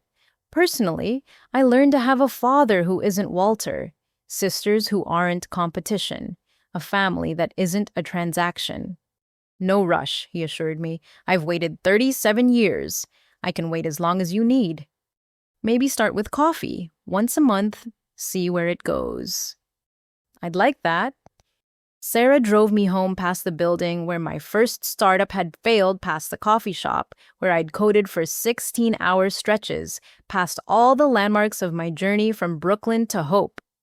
You did good today, she said simply. We did good, all of us. The Hendersons would be horrified, all that money helping strangers succeed. The Hendersons are gone. Only survivors and builders remain. And hope. And hope.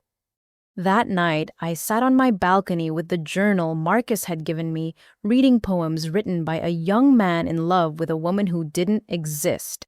Caroline's fabricated personality designed to extract maximum resources. But the love had been real, the hope had been real, and somehow through all the lies and schemes and pain, that hope had survived to become me. My phone buzzed, a message from one of the new scholarship recipients. Thank you for showing us that breaking the cycle is possible. Hope is my new favorite name. I smiled, thinking of Dorothy's secret gift, Sarah's escaped life, Madison's fresh start, Jessica's recovery, Ethan's rebuilding, and 943 young women who would change the world. The Hendersons had demanded $12 million. Instead, I'd invested $15 million in futures they couldn't steal. And that was the best revenge of all, not destruction, but creation. Not hatred, but hope. The new beginning wasn't just mine. It was ours. All of us who'd refused to be defined by those who'd tried to break us. All of us who'd chosen hope. The Stanford Graduate School of Business auditorium was packed beyond capacity. 500 students filled every seat, more standing along the walls, all here for the annual Lessons in Leadership speaker series.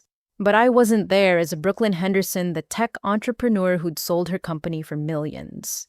I was there as Hope Taylor, the woman who'd learned that success meant nothing if you achieved it alone. Dean Williams introduced me with the resume version of my life, founded an AI healthcare company at 27, sold it for $15 million at 32, established the Hope Foundation that had now helped over 2,000 women pursue STEM careers. But those were just facts. The truth was messier, deeper, more human. Just 6 years ago, I began standing at the podium where titans of industry usually preached about market dominance. I thought success would finally make my family love me. I thought $15 million would buy the acceptance I'd craved since childhood. Instead, it taught me the most valuable lesson of my life. Love that requires payment isn't love at all. A hand shot up immediately, unusual for Stanford, where students typically saved questions for the end. The young woman looked desperate enough that I nodded. My family's the same, she blurted out. They found out about my startup's funding round and suddenly everyone needs loans. How do you say no without losing them? You might lose them anyway, I said gently, but here's what took me 40 years to learn. You can't lose something you never really had. If money changes how family treats you, it's revealing truth, not creating it. I shared the story then, all of it. The birthday ambush, the $12 million demand, the escalating threats, the FBI raids. But more importantly, I shared what came after the therapy, the chosen family, the slow rebuilding of self. The Hendersons taught me that blood doesn't make family, choice does. My real family includes a 78-year-old real estate mogul who escaped the same toxic system, a nurse in Seattle who chose truth over manipulation, scholarship recipients who text me at 2 a.m. with coding breakthroughs. Another student raised his hand. But don't you regret cutting them off? Family is forever, right? Family that hurts you is forever too, forever damaging, forever taking, forever making you smaller so they feel bigger. Sometimes the most loving thing you can do is step away and stop enabling dysfunction. I pulled up a slide showing the foundation's impact, not just numbers, but faces. Emma Morrison, now leading AI research at JPL. Maria Santos, whose app had connected 10,000 domestic abuse survivors with resources. Shania Williams, youngest VP in Microsoft's history. Every woman we've helped was told she couldn't or shouldn't. Too poor, too different, too ambitious, too much. Sound familiar? Nods throughout the room. Even at Stanford, imposter syndrome ran deep. Here's what therapy taught me. We recreate our childhood dynamics until we consciously choose to break them. I spent years in startups with toxic leadership because chaos felt like home. I dated people who dismissed my achievements because that's what love looked like in the Henderson household. I nearly let my family destroy everything I'd built because 32 years of training said their approval mattered more than my own. So how do you break it? A young man in the back looked haunted. When it's all you know, slowly, painfully, with help. I smiled, remembering my first therapy session, how I'd sat in Dr. Reeves's office, insisting I was fine while tears streamed down my face. You find one person who sees your worth without calculating its monetary value. Then another. You build a new template for love when based on support, not schemes. I showed them photos from last week's Sunday dinner at my house. Sarah and Dorothy playing cards while arguing about politics. Marcus teaching Daniel advanced calculus while Cheryl laughed at their matching confused expressions. Madison and Jessica planning the foundation's expansion into Europe. Even Ethan, now 3 years out of prison, helping his son with homework while working on his own community college degree. This is my family now. Chosen, cherished, and completely payment-free. No one demands percentages of success or threatens lawsuits over boundaries. We celebrate each other's wins without calculating our cut. But your biological family, do you ever wonder what if? The student who asked looked young, hopeful in the way only those who haven't been burned can be. What if is a dangerous game with toxic people? What if they'd been different? What if I'd given them the money? What if I'd tried harder? I paused, choosing my words carefully. But the real question is, what if I'd stayed? What if I'd let them continue stealing not just money, but joy, peace, potential? What if their poison had infected the next generation? I pulled up one final slide, a photo from Daniel's 8th birthday last month. He was laughing, covered in cake, surrounded by people who loved him without agenda. That boy will never wonder if he's worth less than his cousins. He'll never hear that success makes him selfish or that family means surrendering to extortion. He's free in ways I didn't know were possible until I was 37. So the lesson is to cut off toxic family. A student in the front row looked skeptical. The lesson is that you have the right to protect your peace. Whether that means boundaries, limited contact, or complete separation depends on your situation. But you are not obligated to light yourself on fire to keep anyone warm, especially people who would charge you for the matches. The questions came faster now, students hungry for permission to choose themselves. I fielded them all, weaving in research about financial abuse statistics, about family fraud resources for those trapped in similar situations. I want to leave you with this, I said as our time wound down. Success isn't just about what you achieve. It's about who you become and who you lift up along the way. The Hendersons saw my $15 million as their lottery ticket. I saw it as seed money for 2,000 dreams and counting. Each scholarship recipient promises to mentor someone else when they succeed. Not financially, we handle that, but with time, wisdom, encouragement. Real family multiplies support, not divides resources. A hand raised in the back, an older woman, probably faculty. What would you tell your younger self, the one still trying to earn their love? The question hit deep.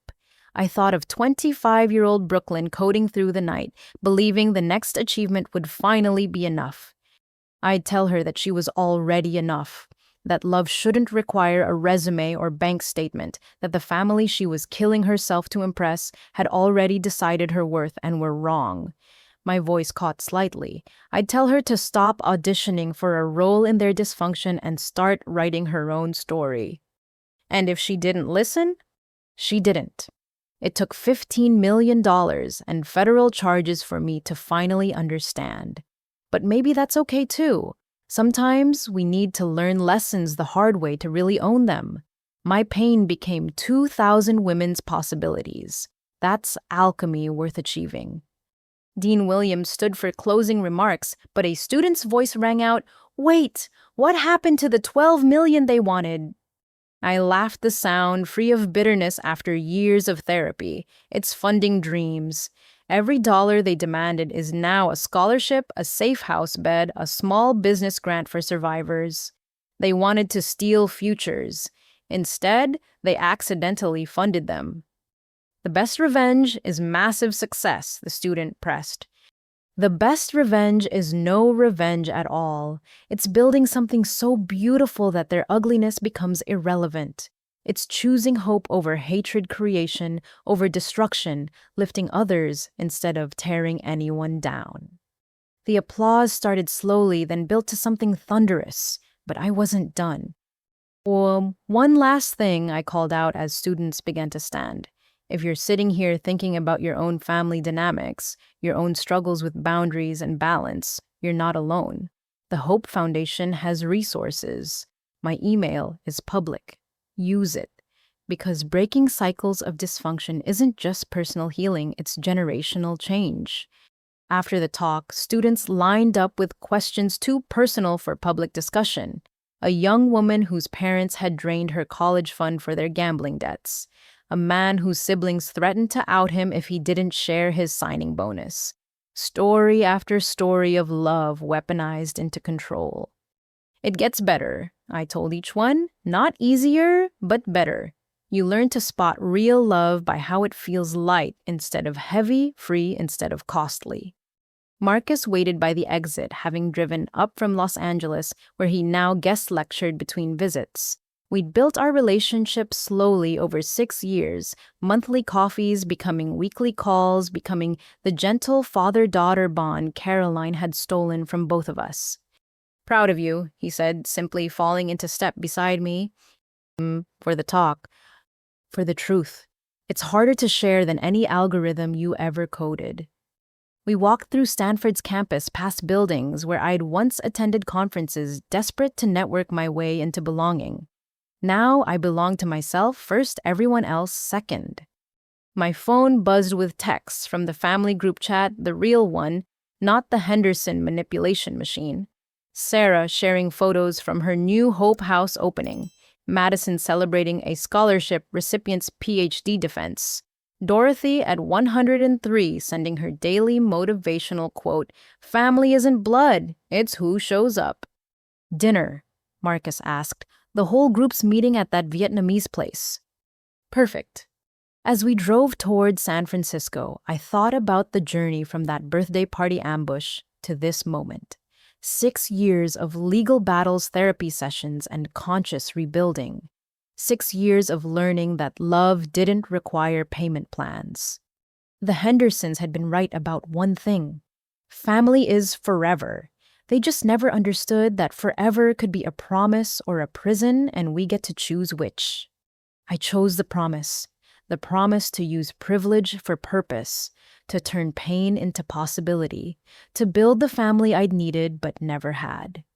"You know what the funny thing is?" I said as we crossed the Bay Bridge. What's that?" "They demanded $12 million, but what they really gave me was worth so much more. Freedom. Purpose. They showed me exactly who I didn't want to be, exactly what love shouldn't look like. Without their negative example, I might never have learned to recognize the real thing. The silver lining to a toxic cloud. Gold seams in broken pottery, beautiful because of the damage, not despite it. That night, surrounded by chosen family in a tiny restaurant, I watched Dorothy teach Daniel card tricks, while Sarah and Marcus debated philosophy. Madison showed Jessica ultrasound photos, twins on the way, already surrounded by aunties who'd love them freely. Even Ethan quiet, but present, learning how family could feel when it wasn't transactional. "A toast." Sarah raised her glass. "To Hope, who showed us that breaking cycles isn't betrayal, it's evolution." "To all of us," I countered, "who chose love over blood, healing over hatred, and each other over everything." We clinked glasses survivors who'd become thrivers, victims who'd become victors. The Hendersons had tried to destroy me for refusing their extortion. Instead, they'd created something indestructible, a woman who knew her worth, a family bound by choice, and a legacy of lifting others that would outlast any scheme. The greatest life lesson wasn't about money or boundaries or even choosing yourself. It was this: real love multiplies, it doesn't divide. And once you learn the difference, you're finally truly free. Dear friend, if you've made it this far, you've walked with me through the hardest journey of my life. Maybe you recognized your own family in mine. Maybe you're struggling with similar demands, threats, or manipulation disguised as love. Here's what I need you to know: you're not crazy, you're not ungrateful, you're not alone. Choosing yourself isn't selfish, it's necessary. Building boundaries isn't cruel, it's kind. And family that only values your resources was never really family at all. Whatever you're facing, whatever impossible choices between your success and their approval, remember this: you deserve love that celebrates your wins without calculating its percentage. The Hope Foundation exists because pain can become purpose. If you need resources, reach out. If you need permission to choose yourself, consider this your sign. Break the cycle. Choose hope. Build the family you deserve, not the one you were born into. And please share this story. Comment with your own journey. Like if it resonated, subscribe to Stories of Survival and Success, because somewhere someone needs to know what we know. Freedom is possible. Healing happens. And real family. Real family is forever the kind you choose. Thank you for joining me on this journey from darkness to light. May you find your own hope, whatever name it takes.